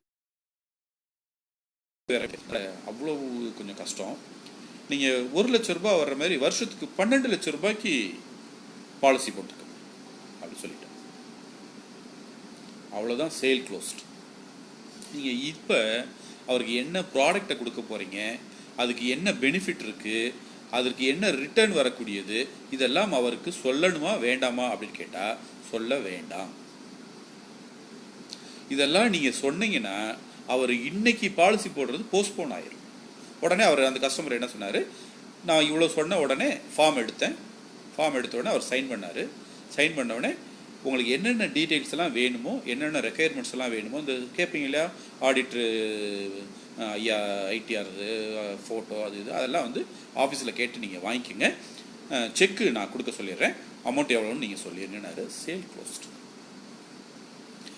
இந்த இடத்துல நான் அதிக பிரசங்கித்தனமாக ஒரு இடத்துல செஞ்ச தவறையும் நான் சொல்கிறேன். சார் நல்ல பிளான் சார் உங்கள்கிட்ட, இந்த அவர் சொல்கிறார், என்ன சொல்லியிருக்காரு, நான் இப்போ உங்களுக்கு என்ன செய்யணும் அப்படின்னு சொல்லி கேட்குறாரு. சார் ஜீவன் உமங்கிற ஒரு பிளான் இருக்குது சார், அதில் நீங்கள் வந்து வாழ்நாள் முழுவதும் உங்களுக்கு ரிட்டர்ன் கிடைக்கக்கூடியும், டேக்ஸ் ஃப்ரீயாக இருக்குது. ஸோ அந்த திட்டத்தில் நீங்கள் வந்து நான் பிளான் பண்ணியிருக்க கொட்டேஷனை தானே நான் சொல்ல முடியும். அதனால் நான் என்ன சொல்கிறேன், ஒரு 12 lakhs ப்ரீமியம் கட்டுற மாதிரி நான் கொண்டு வந்திருக்கேன் சார் அப்படின்னு சொல்லிட்டு அந்த பிளான் எல்லாம் நான் சொல்கிறேன். இது எல்லாத்தையும் பார்க்குறாரு. பார்த்துட்டு ஓகே, இது வந்து குழந்தைகளுக்கு போட முடியுமா அப்படின்னு கேட்குறாரு. போடலாம் சார். இதை விட பெட்டர் பிளான் இருக்கா அப்படின்னு கேட்குறாரு. ஸோ இது எல்லாத்தையும் கேட்குறாரு. ஸோ நீங்கள் நெக்ஸ்ட் வீக் வேணால் வாங்க, நம்ம பேசுவோம். சேல் வந்து தான் எப்போ ஒரு சேலை க்ளோஸ் பண்ணணும்னு ஒரு டைம் வருதோ அந்த நேரத்தில் நம்ம சரியாக அதை பயன்படுத்தினா தான் நம்மளுக்கு சக்ஸஸ். இந்த சேலை க்ளோஸ் பண்ண வேண்டிய இடம்ங்கிறது எங்கே? அவர் சிக்னல் சொல்கிறார், நான் என்ன உங்களுக்கு செய்யணும்னு சொல்கிறாரு. நம்ம ப்ரொப்போஸில் எடுத்து பார்த்துட்டு 18 லட்ச ரூபா ப்ரீமியம் கட்டுற மாதிரி ஒரு பாலிசி வேணும் சார், அதுக்காக தான் வந்திருக்கிறோம் அப்படி சொல்கிறோம். அவர் எஸ் அல்லது நோ அல்லது குறைச்சிக்கோங்க அல்லது அப்புறம் பார்க்கலாம், எதுவாக இருந்தாலும் அவர் சொல்லிடுறார். Right right. இன்னொரு கஸ்டமர்கிட்ட போனோம். அந்த கஸ்டமர்கிட்ட வந்து என்ன சொல்கிறோம், பேச ஆரம்பிக்கிறோம். அவர் வேறு டாப்பிக்கை பற்றி பேசுகிறார். அவருக்கு பிடித்தமான விஷயங்கள் அதை பற்றி பேசிகிட்டே இருக்கிறாரு. அதிகமான நேரம் அவருடைய பேச்சை நம்மளால் கேட்க முடியலைன்னா அது ஒரு எப்படி சொல்கிறது, என்னையை வந்து அதை அட்ராக்ட் பண்ணலை. அவரை பற்றி பேசியிருந்தாருன்னா என்னை அட்ராக்ட் பண்ணியிருக்கோம். அவர் சம்மந்தமே இல்லாமல் வேறு ஒரு அரசியலை பற்றி பேசிகிட்டு இருக்கிறாரு. அதனால் அது என்னை அட்ராக்ட் பண்ண முடியலை. அப்போ நான் உடனே அந்த கம்யூனிகேட் ஆகுது. உடனே அவர் ஒரு 15-20 நிமிஷம் ஆயிடுது. ஆன உடனே ஓகே, நீங்கள் இன்சூரன்ஸ்க்காக வந்திருக்கிறீங்க, சொல்லுங்கள் என்ன பிளான் அப்படின்னு சொல்லி கேட்குறேன். மொதல் சொன்னவர் என்ன சொன்னார், ரொம்ப நேரம் ஆயிடுச்சு, நான் உங்களுக்கு என்ன செய்யணும்னு கேட்டார். ஆனால் இவர் என்ன கேட்குறாரு, சொல்லுங்கள் இன்சூரன்ஸை பற்றி என்ன கொண்டு வந்திருக்கீங்க சொல்லுங்கள் அப்படின்னு சொன்னார். நான் உடனே இன்சூரன்ஸுடைய ப்ராடக்ட் எல்லாம் சொல்கிறோம். அவர் எல்லாத்தையும் கேட்டுட்டாரு, வாங்கி வச்சுட்டாரு. உங்கள் பிஸ்னஸ் கார்டை கொடுத்துட்டு போங்க, நான் வந்து உங்களை கூப்பிட்றேன் அப்படி சொன்னார். உங்களுக்கு நல்லா தெரியும், அந்த கால் வந்து இன்னைக்கு வரைக்கும் அது க்ளோஸ் ஆகவே இல்லை. ஒரு சேல்ங்கிறதுல பாசிட்டிவ் சிம்டம்ஸ் எப்போ வருதோ அப்போ அதை க்ளோஸ் பண்ணிடணும். அதான் ரொம்ப முக்கியமான விஷயங்கள். இந்த அவர்கிட்ட எடுத்து கொடுத்து பேச வைக்கிறதுக்கு அப்படிங்கிறதுக்கு நிறைய விஷயங்கள் இருக்குது. அதை நம்ம தென் அண்ட் தேர் அதுக்கு நிறைய மெத்தட்ஸ் இருக்குது. ஒரு இப்போ நான் சொன்ன மாதிரி ஓப்பனிங் டாக், அதுக்கப்புறம் அவருக்கு ஒரு ஒரு தொய்வு வரும், இந்த இடத்துல என்ன பேசுகிறது அப்படி தெரியாமல் இருக்கும். அப்போ அவருக்கு நம்ம எடுத்து கொடுக்குறதுக்காக விஷயங்கள். சார், உங்களுடைய 60 வயசில் உங்களுடைய பெரும்பாலும் நம்ம இந்த பிஸ்னஸ் மேன்லாம் என்ன வயசில் இருப்பாங்கன்னு பார்த்தீங்கன்னா ஒரு 40 to 50, 47, 48 தான் சரியான வயசாக இருக்கும். அப்போ அவங்களுடைய 60 வயசில் உங்களுடைய எப்படி இருக்கும் சார் அப்படின்னு சொல்லி நீங்கள் கேட்டிங்கன்னா அவருக்கு புரியாது. அல்லது ஒரு நிறைய திட்டங்கள் வச்சுருப்பாங்க. அப்போ இல்லை நீங்கள் என்ன கேட்க வரீங்கன்னு எனக்கு புரியலைங்களே அப்படின்னு சொன்னார்னா உடனே அவருக்கு நம்ம சொல்லிக் கொடுக்குறோம். சார், இந்த மாதிரி தான் ஒரு கஸ்டமர்கிட்ட நான் கேட்டேன், 60 வயசில் நீங்கள் எப்படி இருக்கணும்னு சொல்கிறதுக்கு அவர் சொன்னார். சார், நான் 14 வயசு வரைக்கும் எனக்கு அப்பா இல்லாமல் இருந்தார். எங்கள் அம்மா தான் என்னை வளர்த்தாங்க. எங்கள் அம்மாவும் வந்து பார்த்திங்கன்னா ஒரு பெரிய நான் அவங்கள கவனிக்கிற அளவுக்கு வசதிகள் வரும்போது அவங்க இல்லை. அவங்களுடைய வாழ்நாள் முழுவதும் வந்து கஷ்டப்பட்டே தான் தன்னுடைய வாழ்க்கையை முடிச்சுட்டாங்க. அதனால் எங்கள் அம்மா பேரில் ஏதாவது ஒரு சர்வீஸ் செய்யணும் அப்படின்னு நான் நினச்சிருக்கேன். ஒரு சோசியல் சர்வீஸ், ஒரு ஆர்கனைசேஷன் வச்சு இந்த ஆங்கிள். ஒரு உதாரணமாக ஒரு வயசானவங்களுக்கான ஒரு ஹோம், மெடிக்கல் கஷ்டப்பட்டு மருத்துவத்திற்கானது, எஜுகேஷன், இந்த மாதிரி ஏதாவது ஒரு விஷயத்தில் செய்யணும்னு நினைக்கிறேன். முடிஞ்சால் இந்த 3ஐயும் செய்யணும் அப்படின்னு சொல்லி சொன்னார். சார், இது மாதிரி உங்களுக்கு உங்களுடைய 60வது வயசில் நீங்கள் என்னவாக எப்படியாக இருக்கணும் அப்படின்னு நீங்கள் நினைக்கிறீங்க சார் அப்படின்னு எடுத்து கொடுக்குறோம். அவருக்கு ஒருவேளை அப்படி ஒரு தாட்டே இல்லாமல் இருந்தாலும் கூட 2 விஷயம் நடக்கும். ஒன்று என்னென்னா, இந்த இன்சூரன்ஸ் ஏஜென்ட்டுங்கிறது ஒரு சரியான நபர் தான், நம்ம இவர்கிட்ட பேசணும்னா நம்மளுக்கு ஏதாவது இன்ஃபர்மேஷன் கிடைக்குது சொல்லி அவருக்கு ஒரு ஆர்வம் வருது. அப்போ அது என்ன செய்யுது, இவர்கிட்ட ஏதாவது ஒரு பாலிசி எடுக்கணும் அப்படின்னு சொல்லி அவருக்கு நினைக்க தோணுது. அப்போ இவர்கிட்ட இருந்து நம்ம ஏதாவது ஒரு பாலிசி கொடுக்கணும். அப்போ அவர் என்ன முடிவு பண்ணிடுறாரு, என்ன பிளானோ ஏதோ ஒன்று, ஆனால் இவர்கிட்ட நம்ம ஒரு பாலிசி எடுத்துக்கணும், இவரோட நம்ம தொடர்பு இருக்கணும், இன்சூரன்ஸ் சம்பந்தமான ஒரு தொடர்பு இருக்கணும் அப்படிங்கக்கூடிய ஒரு எண்ணத்துக்கு வந்துட்டார். ரெண்டாவது விஷயம் என்னென்னா, அப்போ நம்ம 60 வயசுலேயும் இந்த மாதிரி ஏதாவது செய்யலாமோ, செஞ்சால் நல்லது தானே, நல்ல விஷயம் தானே, நம்மகிட்ட தான் சர்ப்ளஸாக பணம் இருக்கே அப்படிங்கக்கூடிய ஒரு தாட் வருது. அப்போ அவருக்கு நம்ம எடுத்து கொடுத்து அவரை பேச வைக்கணும் அப்படிங்கிறதற்கான விஷயங்களை நம்ம தான் யோசிக்கணும். என்னென்னலாம் ஒரு நோட்டு போட்டு நீங்கள் எழுதி வச்சுக்கலாம். எங்கே பிரேக் ஆகுதோ அப்போ நம்ம எதை கேள்விகள் கேட்கலாம். சார் இந்த இடத்துல எல்லாம் உங்களுக்கு ஆடிட்டர் சப்போர்ட்டாக இருக்கிறாரா சார்? உங்களுக்கு எங்கெல்லாம் ப்ராப்ளம் வருது கிரியேட் ஆகுது சார்? ஸோ நம்ம ஏற்கனவே நான் என்ன சொல்லியிருக்கிறேன்னா, நிறைய ஸ்டடி பண்ணி வச்சுருக்கணும்னு சொல்லியிருக்கேன். அவரை பற்றி இருக்கக்கூடிய இண்டஸ்ட்ரியில் எல்லாத்தையும் ஸ்டடி பண்ணி வச்சுருக்கணும். அப்படிங்கிறத வச்சுக்கிட்டு தான் இதை சொல்லணும். இதை சொல்லணும் அப்படிங்கிறப்ப இப்போ சமீபத்தில் யாரோ ஒருத்தர்கிட்ட நம்ம பேசிகிட்டு இருக்கும்போது சொன்னாங்க, ஒருத்தர் ஒரு தொழில் செஞ்சிட்ருக்கிறாரு. அந்த தொழிலில் ரிசர்ச் எந்த இடத்துல மிக குறைவான விலைக்கு அந்த பொருள் கிடைக்குது, எங்கே கொண்டு போய் விற்றா அதிகமான லாபம் கிடைக்குது, இது ரெண்டையும் அவர் தெரிஞ்சு வச்சுக்கிட்டு அவர்கிட்ட சொல்லியிருக்கிறாரு. சொன்ன உடனே அவர் அந்த பாலிசி பிஸ்னஸ் ஒரு வந்ததுனால ஒரு பாலிசி கொடுத்தாரு அப்படின்னு சொன்னாங்க. அப்போ நான் என்ன சொல்கிறேன், நம்ம அவருக்கு ஏதாவது சர்வீஸ் செய்யணும். நம்ம ப்ராடக்டை பற்றி ப்ரெசென்ட் பண்ணுறதுனாலையோ அல்லது அவருக்கு ஐஆர்ஆர் கொடுக்கறதுனாலையோ பெரிய அளவில் அவரை நம்ம அட்ராக்ட் பண்ண முடியாது. அதை தாண்டி நம்ம ஏதாவது அவருக்கு செஞ்சோம்னா தான் நம்ம நிறைய, அதாவது எப்படி சொல்கிறதுன்னா, இதை தாண்டி சிந்திச்சு அதை பற்றி நம்ம ஒர்க் எடுத்துக்கிறோம். சரி, இப்போ நம்ம இங்கே வருவோம். இந்த கஸ்டமர்கிட்ட நம்ம என்ன சொல்கிறோம், ஒரு தாட். அப்போ அவருக்கு என்ன ஆயிடுச்சு, ஒரு சேலை க்ளோஸ் பண்ணுறதுக்கான 2 விஷயங்கள் கிடச்சிருச்சு. என்ன விஷயம் கிடச்சிருச்சு, இந்த ஏஜென்ட்டுங்கிறது ஒரு நல்ல இன்னோவேட்டிவாக நிறைய விஷயங்கள் தெரிஞ்சிருக்கிறாரு. இவர்கிட்ட நம்மளுடைய தொடர்பு இருக்க வேண்டும், அது ரிலேஷன்ஷிப்பு இருக்கணும் அப்படிங்கிற முடிவுக்கு அதற்காகவாது ஒரு பாலிசி கொடுக்கணும்னு நினைக்கிறாரு. அப்போ அந்த பாலிசி கொடுக்கணுங்கிறப்ப நம்மளுடைய எக்ஸ்பெக்டேஷன் என்ன அப்படிங்கிறத பார்க்குறாரு. அந்த எக்ஸ்பெக்டேஷனை மினிமமாக கொஞ்சம் குறைச்சிக்கிறார். இதுதான் பெரிய கஸ்டமர்கிட்ட இருக்கக்கூடிய ஒரு விஷயங்கள். நான் எங்களுடைய டீமில் ஒரு பாலிசி வந்துச்சு. நான் இதை எக்ஸ்பீரியன்ஸ் பண்ணதுனால சொல்கிறேன். அவங்ககிட்ட நான் திருப்பி சொல்கிறேன், எங்களுக்கு என்ன பாலிசி வந்துச்சோ அதே போல் 3 மடங்கு கேளுங்கன்னு நான் சொல்கிறேன்.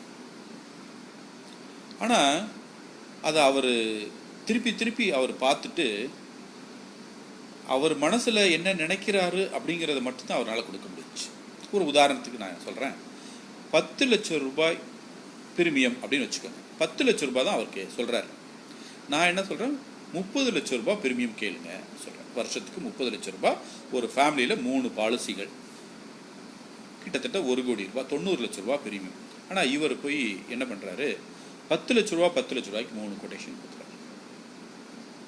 அந்த கஸ்டமரே இது 10 லட்சம் ரூபாய்ங்கிற தொகைக்கு வேண்டாம், ஒரு 13 நாள் போடுங்கன்னு சொல்லிட்டார். நல்லா யோசித்து பாருங்க. நம்மளுடைய எக்ஸ்பெக்டேஷன்ங்கிறது, நம்மளே அவரை பற்றிய மதிப்புங்கிறத குறைவாக மதிச்சிட்டோம். அவர் நம்ம எப்பயுமே கேட்டோம்னாலே அதோட குறைச்சி தான் பாலிசி கொடுப்பாங்க. ஆனால் இந்த கஸ்டமர் என்ன சொல்கிறாரு, அதையும் தாண்டி அதிகமாக பிஸ்னஸை பிரீமியத்தை கூட்டுங்கன்னு சொல்கிறார். அப்போ நம்ம எங்கே ப்ராப்ளம்ங்கிறது நல்லா பாருங்கள், நம்மளுடைய எண்ணத்திலையும் பயம். இதுக்கு தான் ஃபியர் காம்ப்ளெக்ஸ் அப்படி சொல்கிறோம். இந்த ஃபியர் காம்ப்ளெக்ஸ்லேருந்து நம்ம வெளியே வந்துடணும். எப்படிங்கிறதுக்கு பண்ணி பாருங்கள். ஒருத்தர் இதே கஸ்டமர் எடுத்துக்கிறோம். அவர்கிட்ட நம்ம என்ன சொல்கிறோம், 1 கோடி ரூபா பிரீமியம் கொடுங்க அப்படின்னு நம்ம கேட்குறோம். இவர் என்ன நினைக்கிறாரு, 1 கோடி ரூபாய் பிரீமியம் கேட்டால் அது தப்பாக இருக்குமோ, ரொம்ப தூரத்தில் இருக்கக்கூடிய பிரீமியமாக இருக்குமோ அப்படின்னு நினச்சிட்டு இவர் கேட்கலாம். ஆனால் அந்த கஸ்டமர் என்ன நினைக்கிறாரு, நம்மளை மதித்து 1 கோடி ரூபாய் இவர் சொல்கிறாரே, நம்ம அதற்கு உரிய தகுதியுடைய இருந்தால். அப்போ அந்த மாதிரி ஒரு சுச்சுவேஷனில் நம்ம என்ன பண்ணலாம் அப்படின்னு கேட்டிங்கன்னா, கொஞ்சம் அதிகமாக பிஸ்னஸை இன்னும் கொஞ்சம் அவருடைய கெப்பாசிட்டி என்ன இருக்குங்கிறதுக்கு ரொம்ப பியாண்டாக போயிட வேண்டாம். ஆனால் அதே நேரத்தில் ரொம்ப குறைவாகவும் அடிக்காமல் 3 மடங்காக நம்ம கேட்குறோம். எப்படி கேட்குறோங்க, சார் உங்களுடைய ஒர்த்துக்கு இந்த பணங்கிறது ஒரு நாள் இருக்கக்கூடிய செலவுங்கிறது மாதிரி தான் சார் நான் நினைக்கிறேன். நீங்கள் கட்டாயம் இந்த பணத்தை உங்களால் அஃபோர்ட் பண்ண முடியும் சார். இது ஒரு வருஷத்துக்கோ 2 வருஷத்துக்கோ வேணும்னா நீங்கள் ஃபீல் பண்ணலாம். ஆனால் 2 வருஷத்துக்கு அப்புறம் உங்களுடைய குரோத்துங்கிறது உங்களுடைய பிஸ்னஸில் இது ரொம்ப சாதாரணமாக இருக்கும் சார். அதான் அதை நம்ம ஜஸ்டிஃபை பண்ணுறோம். இந்த 3 மடங்கு கேட்டக்கூடிய தொகையை நம்ம ஜஸ்டிஃபை பண்ணி இது சரியான தொகை தான் சார் அப்படின்னு நம்ம சொன்னோம்னா அவர் என்ன நினைக்கிறாரு, கரெக்டு தான் சார், ஆனால் இப்போதைக்கு நீங்கள் போடும்போது ஆளுக்கு 10 லட்சம் போடுங்க அல்லது 15 லட்சம் போடுங்க அப்படின்னு சொல்கிறார். அப்போ நம்மளுடைய சிந்தனை அப்படிங்கிறது அவருக்கும் அதிகமாக இருக்கக்கூடிய தொகையாக இருக்கணும் நம்ம கேட்கக்கூடிய தொகை. ரைட். இப்போ உண்மையிலேயே பொட்டன்ஷியல் வந்து எப்படி இருக்குது, இதெல்லாம் உண்மைதானா, நம்ம 1 கோடி ரூபாய்க்கெல்லாம் நம்ம கேட்கலாமா அப்படின்னு கேட்டால் கட்டாயம் கேட்கலாம். நெட் ஒர்த் அப்படின்னு சொல்லக்கூடியது பார்த்தீங்கன்னா இன்னைக்கு சாதாரணமாக நீங்கள் ஒரு சிந்திச்சு பாருங்கள். ஒரு சாதாரணமாக இருக்கக்கூடிய ஒரு இண்டஸ்ட்ரியில் இன்னைக்கு சாதாரணமாக ஒரு டேர்ன் ஓவர் அப்படிங்கிறது பார்த்தீங்கன்னா சாதாரணமாக 10 கோடி ரூபாய் இருக்குது. ஒரு சாதாரண கடையாக இருந்துச்சுன்னா அந்த கடை, நான் சொல்கிறது வந்து இண்டஸ்ட்ரியை சொல்ல வேணாம், ஒரு கடையாக இருந்துச்சுன்னா கூட 3 கோடி ரூபாய் 4 கோடி ரூபாய்க்கு டேர்ன் ஓவர் ஆகுது. நல்ல ரூபாய்க்கு என்ன ப்ராஃபிட் வரும்? குறைந்தபட்சம் 10% வச்சுக்கிட்டிங்கன்னா கூட எவ்வளோ வருது பாருங்க. அப்போ நம்மளுடைய சிந்தனை அப்படிங்கிறது நம்ம இன்னும் கொஞ்சம் பழைய காலத்திலேயே இருந்துகிட்டே இருக்காமல் இன்னைக்கு இருக்கக்கூடிய சூழ்நிலையில் சாதாரணமாக ஒரு பெரிய தொகைக்கு கேட்குறதற்கு முதல்ல பழகுங்க. அது கிடைக்குது, கிடைக்காம போயிடுது. அவர் எப்படியா நீ கேட்க போச்சுன்னு நம்மகிட்ட சண்டைக்கு வர மாட்டார். இவ்வளோ உயர்வாக நினச்சிட்டதுக்கு நம்ம ஜஸ்டிஃபை பண்ணி சொல்கிறோம், சார் யூ ஆர் ஒர்த். இன்னைக்கு உங்களுக்கு அது சிரமமாக இருந்தாலும் இன்னும் 3 வருஷம் கழிச்சு இதை நீங்கள் ரீச் பண்ணியிருப்பீங்க, வந்துடுவீங்க சார் அப்படின்னு சொன்னோம்னா அவர் நம்மளுக்கு ஆசீர்வாதம் பண்ணுற மாதிரி அப்படின்னு அர்த்தமாக எடுத்துக்கிறார். அவர் என்ன பாலிசி கொடுக்கணும், என்ன பிரீமியம் கொடுக்கணுங்கிறதோ அதை கொடுக்குறாரு. ரைட். அப்போ நம்மளுடைய மிஷன் இப்போ நான் சொல்ல விஷயங்களில் வந்து ஒரு எம்டிஆர்டி முடிக்கிறவர் அடுத்த லெவலுக்கு போகணும்னு சொன்னால் ஃபைன் டியூன் பண்ணணும். அந்த ஃபைன் டியூன் பண்ணும்போது அவர் எவ்வளவு நம்பர் பண்ணிகிட்டு இருக்கிறாரோ அந்த நம்பரை கூட்டணும்னு நினைக்காம அதே 100 பாலிசிகள்லேயோ அல்லது 200 பாலிசிகள்லேயோ இந்த அடுத்த லெவலை ரீச் பண்ணுறது எப்படிங்கிறதுக்கான சிந்தனை மாற்றம் வர வேண்டும். அந்த சிந்தனை மாற்றம்ங்கிறது நம்மளுடைய குரோத் அப்படிங்கிறது பாலிசி கேட்கக்கூடிய அளவுங்கிறதையும் அந்த நபர்களும் மாறுபட்ட நபர்களாக மாறி இருக்க வேண்டும். நம்ம இன்னைக்கு கேட்கக்கூடிய இடத்துலையே பாலிசிகள் கேட்காம அடுத்த லெவலுக்கு இருக்கக்கூடிய பாலிசிதாரர்களை சந்திக்கிறதற்கான முயற்சிகள் ப்ராஸ்பெக்டிங் பண்ணணும். இந்த அப்படிங்கிறது ஒரு பெரிய சப்ஜெக்ட். அந்த ப்ராஸ்பெக்டிங்கிறது வந்து நம்ம எடுத்த உடனே பெரிய பாலிசி ஹோல்டர்கிட்ட கேட்கணும் அப்படின்னம்னா அதற்கு சின்ன சின்னதாக ஸ்டெப் பை ஸ்டெப்பாக நம்ம போய்கிட்டே இருக்க வேண்டும். ரைட். ப்ராஸ்பெக்டிங்கிற நம்ம சப்ஜெக்டில் இன்னைக்கு நம்ம போகலை. அப்போ அதுக்கு அடுத்தாப்புல செகண்ட் பண்ணுறோம். ஒரு நம்ம மாடல் ஒன்று எடுத்துக்கிறோம். ஒரு உதாரணமாக ஒரு சிஓடி அப்படிங்கக்கூடிய ஒரு மாடல். இன்றைக்கி நம்ம ஒரு எம்டிஆர்டி அப்படிங்கிறது கொஞ்சம் பழைய அளவில் போயிடுச்சு அப்படின்னு நம்ம நினச்சிக்கிறோம். இன்றைக்கி நம்மளுடைய லெவல் அப்படிங்கிறது ஒரு சிஓடி. ஏன்னா இப்போ தான் நம்ம ஸ்டார்ட் பண்ணியிருக்கிறோம். மார்ச் மாதம் முடிஞ்சிருக்கு, ஏப்ரல் மேயில் வந்திருக்கிறோம். இந்த இருக்கக்கூடிய காலங்களில் ஒரு சிஓடி அப்படிங்கிறத பிளான் பண்ணோம்னா ஒரு சரியான விஷயம் அப்படிங்கிறது எப்படி இருக்குன்னு பார்த்தோம்னா ஒரு 160 பாலிசி ஹோல்டர்ஸ், இதுதான் அதிகபட்சம். இதுக்கு மேலே இருக்கக்கூடாது. 30 பாலிசிகளில் ஒரு எம்டிஆர்டி அப்படிங்கிறது தான் சரியான மாடல் அப்படின்னு சொல்கிறாங்க. 30 பாலிசியில் ஒரு எம்டிஆர்டி அப்படின்னா என்ன அர்த்தம்? ஒரு 100 பாலிசிகளில் ஒரு சிஓடி முடிக்கணும் அப்படிங்கிறது தான் மாடல். அப்போ இந்த 100 பாலிசிங்கிறது நம்ம கொஞ்சம் அதிகமாக எடுத்துக்கிட்டோம்னா ஒரு 120 அல்லது 140 பாலிசிகள் நம்ம அதிகபட்சமாக வச்சுக்கணும்னா ஒரு 115 கூட வச்சுக்கலாம். 150 பாலிசியில் ஒரு சிஓடியை முடிக்கணும். ரைட்.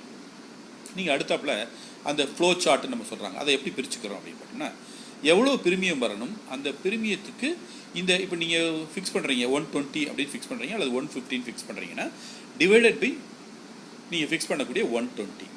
120 நபர்கள்கிட்ட இருந்து இந்த பிரிமியத்தை சிஓடி பிரிமியத்தை நம்ம வாங்கணும்னா எவ்வளோ வாங்கணும்? ரைட். இந்த பிரிமியத்தை நம்ம வாங்கணும், இத்தனை நபர்கள்கிட்ட இருந்து வாங்கணும். ரைட் ரைட் இது ரைட். இதுக்கு அடுத்தாப்பில் ஆக்ஷன் பிளானுக்கு வந்து இந்த ஆக்ஷன் பிளானில் என்ன சொல்கிறாங்க அப்படின்னு கேட்டோம்னா ரெண்டு விஷயங்கள் உங்களுக்கு நான் முக்கியமாக சொல்கிறேன். நிறைய பேர் சொல்லுவாங்க ப்ராஸ்பெக்டிங் லிஸ்ட் இருக்கணும், அதில் 200 நபர்களாக இருக்கணும், இப்படிலாம் நம்ம சொல்லுவாங்க. நான் என்னோட அனுபவத்தில் நான் சொல்கிறேன், 200 நபர்கள் நீங்கள் எழுதுறதுங்கிறதும் கொஞ்சம் கஷ்டமான விஷயங்கள் தான். ஆனால் 2 மாதங்கள் 8 வாரங்களுக்கான ஷெட்யூல் இருக்கணும். நீங்கள் இந்த 8 வாரம், இந்த வாரத்துக்கு யாரை பார்க்க போகிறீங்க, அடுத்த வாரத்துக்கு யாரை பார்க்க போகிறீங்க, அடுத்த வாரத்துக்கு யாரை பார்க்க போகிறீங்கன்னு 8 வாரத்துக்கு நீங்கள் யாரை பார்க்க போகிறீங்கிறதுக்கான ரோட் மேப் அல்லது ஒரு ஷெட்யூல் உங்கள்கிட்ட இருக்கணும். இந்த ஷெட்யூல்ட 8 வாரத்துக்கு உங்கள்கிட்ட இருக்கிறத வாரம் வாரம் ஆல்டர்னேட் பண்ணணும், அப்டேட் பண்ணணும்.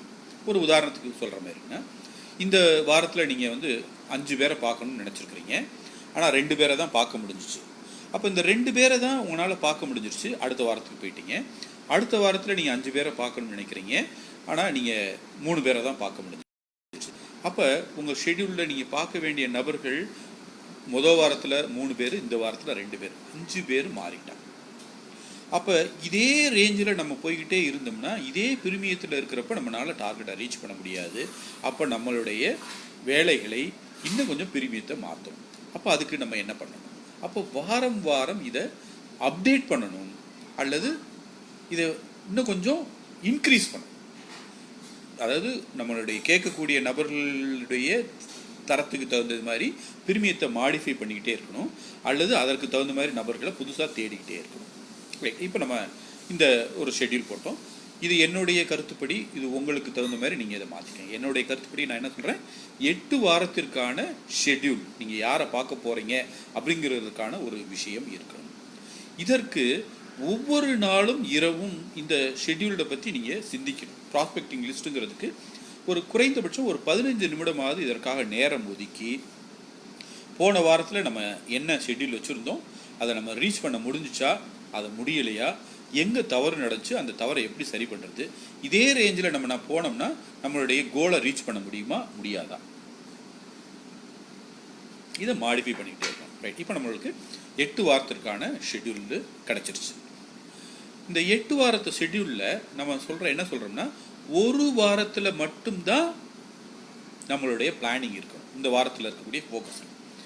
பெரிய பெரிய நபர்கள், பெரிய பெரிய நிறுவனங்கள் எல்லாமே பார்த்தீங்கன்னா, ஒரு வீக்குக்கு என்ன, இந்த வாரத்தில் நான் என்ன செய்ய போகிறேன் அப்படிங்கிறது தான் முக்கியம். அதற்கு நம்ம எளிமையான உதாரணம் எல்லாத்துக்கும் புரிகிற மாதிரி இருந்தால், ஒரு ப்ராஜெக்டாக இருந்தால் கூட அவங்க என்ன சொல்கிறாங்கன்னா, ஒரு வாரத்தில் எந்த நிலைமைக்கு நீங்கள் இருக்கணும், எந்த அளவில் நீங்கள் முடிச்சிருக்கணும், ஒரு ஒர்க்கு நீங்கள் செய்யக்கூடிய வேலையை எந்த பிளானிங்காக இருக்கட்டும் அல்லது எக்ஸிக்யூஷனாக இருக்கட்டும், எந்த லெவலில் இந்த 100 மாடி கட்டடத்தில் இந்த வாரத்தில் எந்த வேலையை நம்ம நிப்பாட்டணும் அப்படிங்கிறது தான். அப்போ ஒரு வாரத்திற்கான ஷெட்யூலில் நீங்கள் பர்ஃபெக்டாக ஃபாலோ பண்ணணும். அதில் தொய்வு வந்துச்சுன்னா, ஒரு உதாரணத்துக்கு அதே உதாரணத்தை எடுத்துக்கிறோம். ஒரு வருஷத்தில் அல்லது இந்த 100 மாடி கட்டடத்தை 3 வருஷத்தில் முடிக்கணும்னு நினச்சிருந்தாங்கன்னா, இந்த ஒரு வாரம் செய்ய வேண்டிய வேலையை ஒரு 2-3 வாரம் ஸ்கிப் ஆகி போயிட்டே இருந்துச்சுன்னா, அதே 3 வருஷத்தில் முடிக்க முடியாது. அப்போ அதை ரீஅலைன் பண்ணணும். என்ன பண்ணணும்? இன்னும் கொஞ்சம் ஒர்க் ஃபோர்ஸை கூட்டணும், இன்னொரு டீமை உள்ளே கொண்டு வந்து இறக்கணும், அல்லது இன்னும் கொஞ்சம் டெக்னாலஜியை அட்வான்ஸ் பண்ணணும். அப்போ ஏதோ ஒரு விஷயத்தை நம்ம மாடிஃபை பண்ணணும் அப்படிங்கிறது உங்களுக்கு தெரியுது. இதே மாதிரி தான் ஒவ்வொரு வாரமும் நாம் செய்யக்கூடிய வேலைகளை சரியாக செய்கிறோமா அப்படிங்கிறத அனலைஸ் பண்ணிக்கிட்டே இருக்கணும். ஆனால் நம்ம செய்யக்கூடிய ரிசல்ட் எப்படி இருக்கணும்? ஒரு வாரத்திற்கானதாக இருக்க வேண்டும். இந்த வாரம் முடிஞ்ச உடனே அதை அனலைஸ் பண்ணுறோம். இந்த வாரத்தில் நம்ம 5 லட்ச ரூபா பிரீமியம் கொண்டு வரணும்னு நினச்சோம். ஆனால் நம்மகிட்ட வந்திருக்கிறது 3,30,000 ரூபாய். குறித்து வச்சுக்கோங்க. அடுத்த வாரம் ஆயிடுச்சு. அடுத்த வாரத்தில் எவ்வளோன்னு பார்க்குறோம். அதுக்கு அடுத்த வாரம் 3 வாரம் ஆயிடுச்சு. இந்த 3 வாரத்தில் பார்க்கும்போது தான் உங்களுக்கு தெரியுது, நம்ம இவ்வளோ பேரை பார்க்கணும்னு நினச்சோம், ஆனால் இவ்வளோ பேரை தான் பார்க்க முடிஞ்சிச்சு.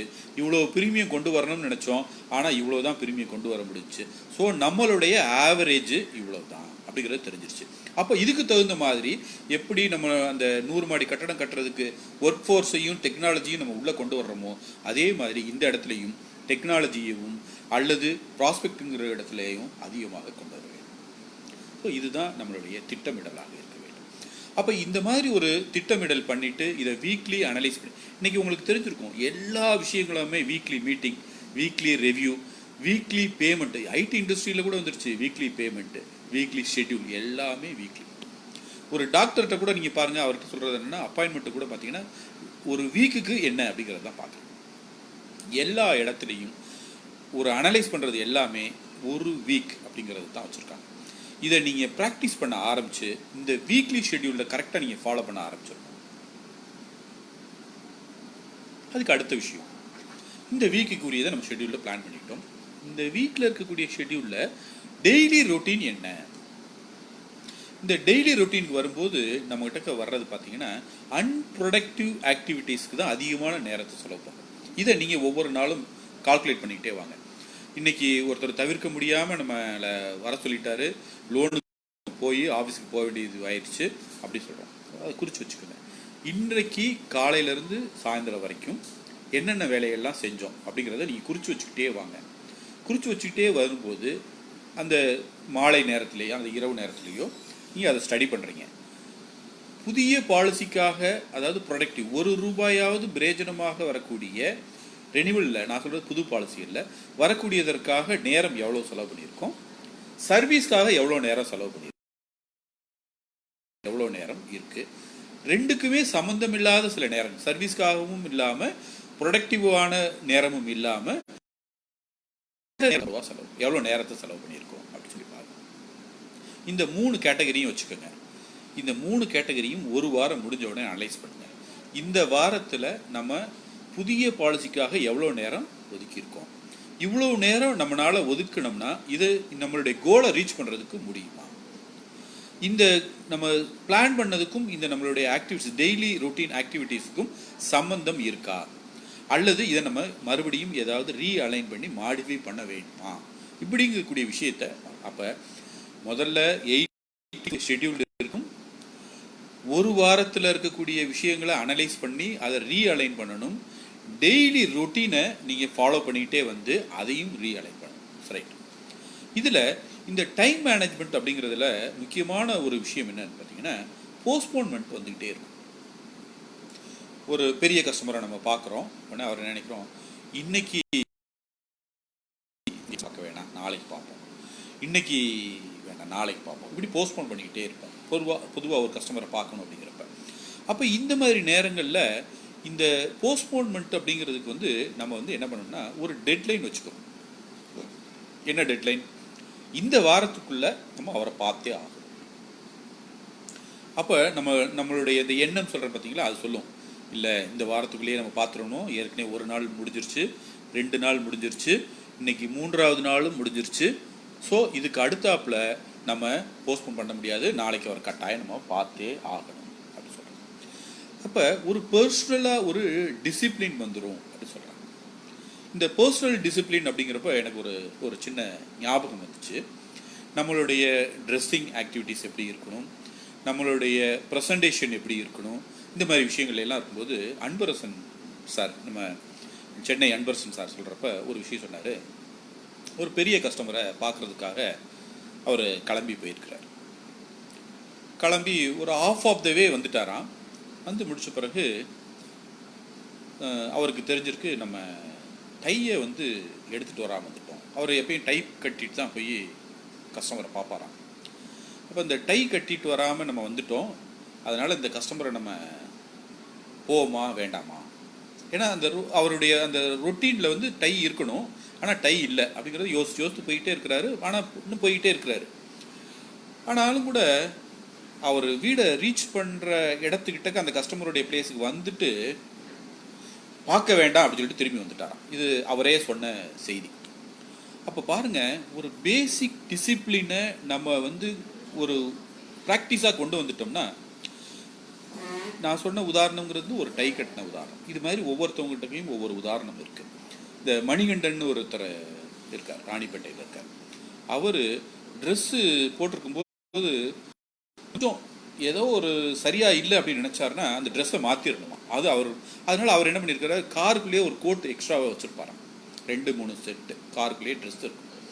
அப்போ ஒரு பேசிக்காக ஒரு டிசிப்ளினை நம்ம ஃபாலோ பண்ணி அதை பழக்கி வச்சிட்டோம்னா, டெய்லி ரொட்டீனில் நம்ம ப்ரொடக்டிவ் ஹவர்ஸ், புதிய பாலிசிகளுக்காக இவ்வளோ நேரத்தை நம்ம ஒதுக்கணும் அப்படின்னு நினச்சிட்டோம்னா, இதை ப்ராக்டிஸ் பண்ணி பார்த்துட்டு அட்டடா நம்ம வந்து ½ மணி நேரம் தான் ப்ரொடக்டிவாக யூஸ் பண்ணியிருக்கிறோம், ஒரே ஒரு கால் தான் பார்த்தோம், அதுவும் 10 நிமிஷம் தான் ப்ரெசன்டேஷன் கொடுத்தோம், இந்த வாரத்தில் நம்ம அதிகமாக செஞ்ச வேலைன்னு பார்த்தீங்கன்னா 30 நிமிஷம் தான் இருக்குது, நம்ம இதை இன்க்ரீஸ் பண்ணணும்னா உங்களுக்குள்ளே அது போய் வேலை செய்ய ஆரம்பித்து உங்களுடைய ப்ரொடக்டிவ் ஹவர்ஸுங்கிறத இன்க்ரீஸ் பண்ணி அன்ப்ரொடக்டிவ் ஹவர்ஸுங்கிறத குறைச்சிடும்.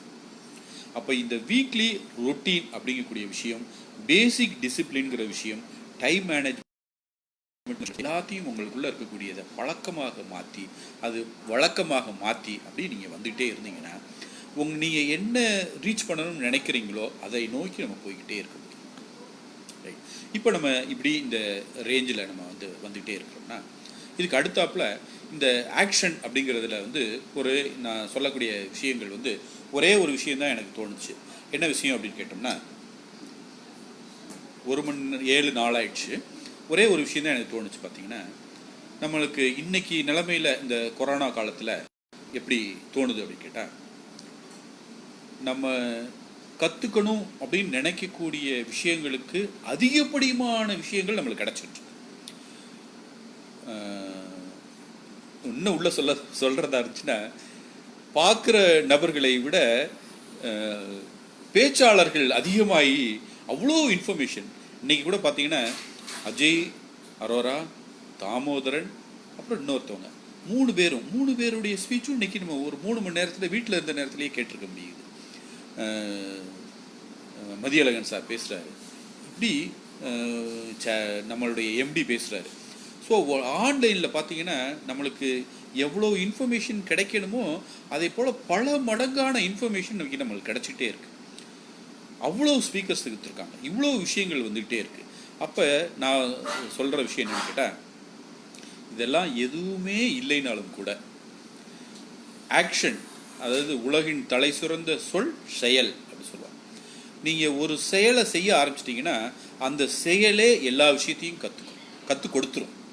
நீங்கள் நான் சொல்லிக் கொடுத்த விஷயங்களை தாண்டி உங்களுக்கு நீங்கள் செய்யக்கூடிய செயல்களிலிருந்து கற்றுக்கொள்ளக்கூடிய விஷயங்கள் அதிகமாக இருக்கும். அப்போ இந்த செயல் ஒன்று மட்டும் உங்கள்கிட்ட இருந்துச்சுன்னா போதும், உங்களுக்கு இது விஷயங்களோ அல்லது ட்ரைனிங்கோ அல்லது ஒரு மோட்டிவேஷனோ அதெல்லாம் கூட தேவையே இல்லை அப்படின்னு சொல்கிறாங்க. அப்போ நான் கன்க்ளூடாக உங்களுக்கு சொல்லக்கூடிய விஷயம் என்னன்னு கேட்டிங்கன்னா, இதெல்லாம் நம்ம கற்றுக்கிட்டோம். இந்த கற்றுக்கிட்டக்கூடிய விஷயங்கள் எல்லாத்தையுமே பயன்படுத்துகிறது தான் ரொம்ப முக்கியமான விஷயங்கள். நீங்கள் எதுவுமே கற்றுக்கிறாம கூட ஃபீல்டில் இறங்குனீங்கன்னா, எனக்கு தெரிஞ்சு எங்களுடைய ஆஃபீஸில் எங்களுடைய பிரான்ச்சில் இருக்காங்க, அவர் எந்த மீட்டிங்குக்கும் எதுக்குமே அவர் வரமாட்டார், எதையுமே அவர் புதுசாகவும் கற்றுக்கிறல்ல. ஆனால் அவரால் எப்படி ஆட்டி பண்ண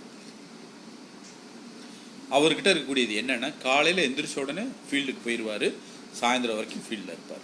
ஸோ அவருடைய ஒரே விஷயம் செயல், ஆக்ஷன் அப்படிங்கிறது மட்டும்தான். அப்போ செயல் ஒன்று மட்டும் உங்கள்கிட்ட இருந்தால் போதும், நீங்கள் வெற்றி பெற முடியும். நீங்கள் எல்லா விஷயத்தையும் கற்றுக்கொண்டு இந்த செயல் அப்படிங்கிறது மட்டும் இல்லாமல் இருந்துச்சுன்னா கற்றுக்கொண்ட விஷயங்கள் பயன் இருக்கும் அப்படிங்கிறதுல என்றைக்கோ ஒரு நாள் இந்த விஷயத்தை நீங்கள் பயன்படுத்தலாம் அப்படின்னு நீங்கள் நினச்சிக்கிட்டீங்கன்னா அந்த விஷயத்தை பயன்படுத்துகிறப்ப இந்த விஷயம் உங்களுக்கு ஞாபகம் வராமல் போயிடும். அதனால் நம்ம இன்றைக்கி இருக்கக்கூடிய காலத்தில் உடனே இதை பயன்படுத்த முடியுமான்னு சொல்ல முடியாது. ஆனால் பொதுவாக நான் சொல்கிறப்ப என்ன சொல்லுவேன் அப்படின்னு கேட்டோம்னா, 2 இரவுகளுக்கு மேலே நீங்கள் கற்றுக்கிட்ட விஷயங்கள் இப்போ இன்னைக்கு நம்ம பேசுகிறோம், இன்னைக்கு நைட்டு இந்த விஷயம் ஞாபகம் இருக்கும், நாளைக்கு நைட்டு வரைக்கும் ஞாபகம் இருக்கலாம், அதற்கு அடுத்த நாள் நான் பேசின விஷயங்கள் கட்டாயம் உங்களுக்கு ஞாபகம் இருக்காது. அப்போ ஞாபகம் இருக்கணும்னா அதுக்கு என்னென்னா ரெப்புடேஷன். நீங்கள் அதை ஒன்று பயன்படுத்தி பார்த்துருக்கணும், செயலாக அதை மாற்றிப்படுத்திருக்கணும், அல்லது அது ரெப்புடேஷன் நீங்கள் திருப்பி திருப்பி கேட்டிருக்கணும்.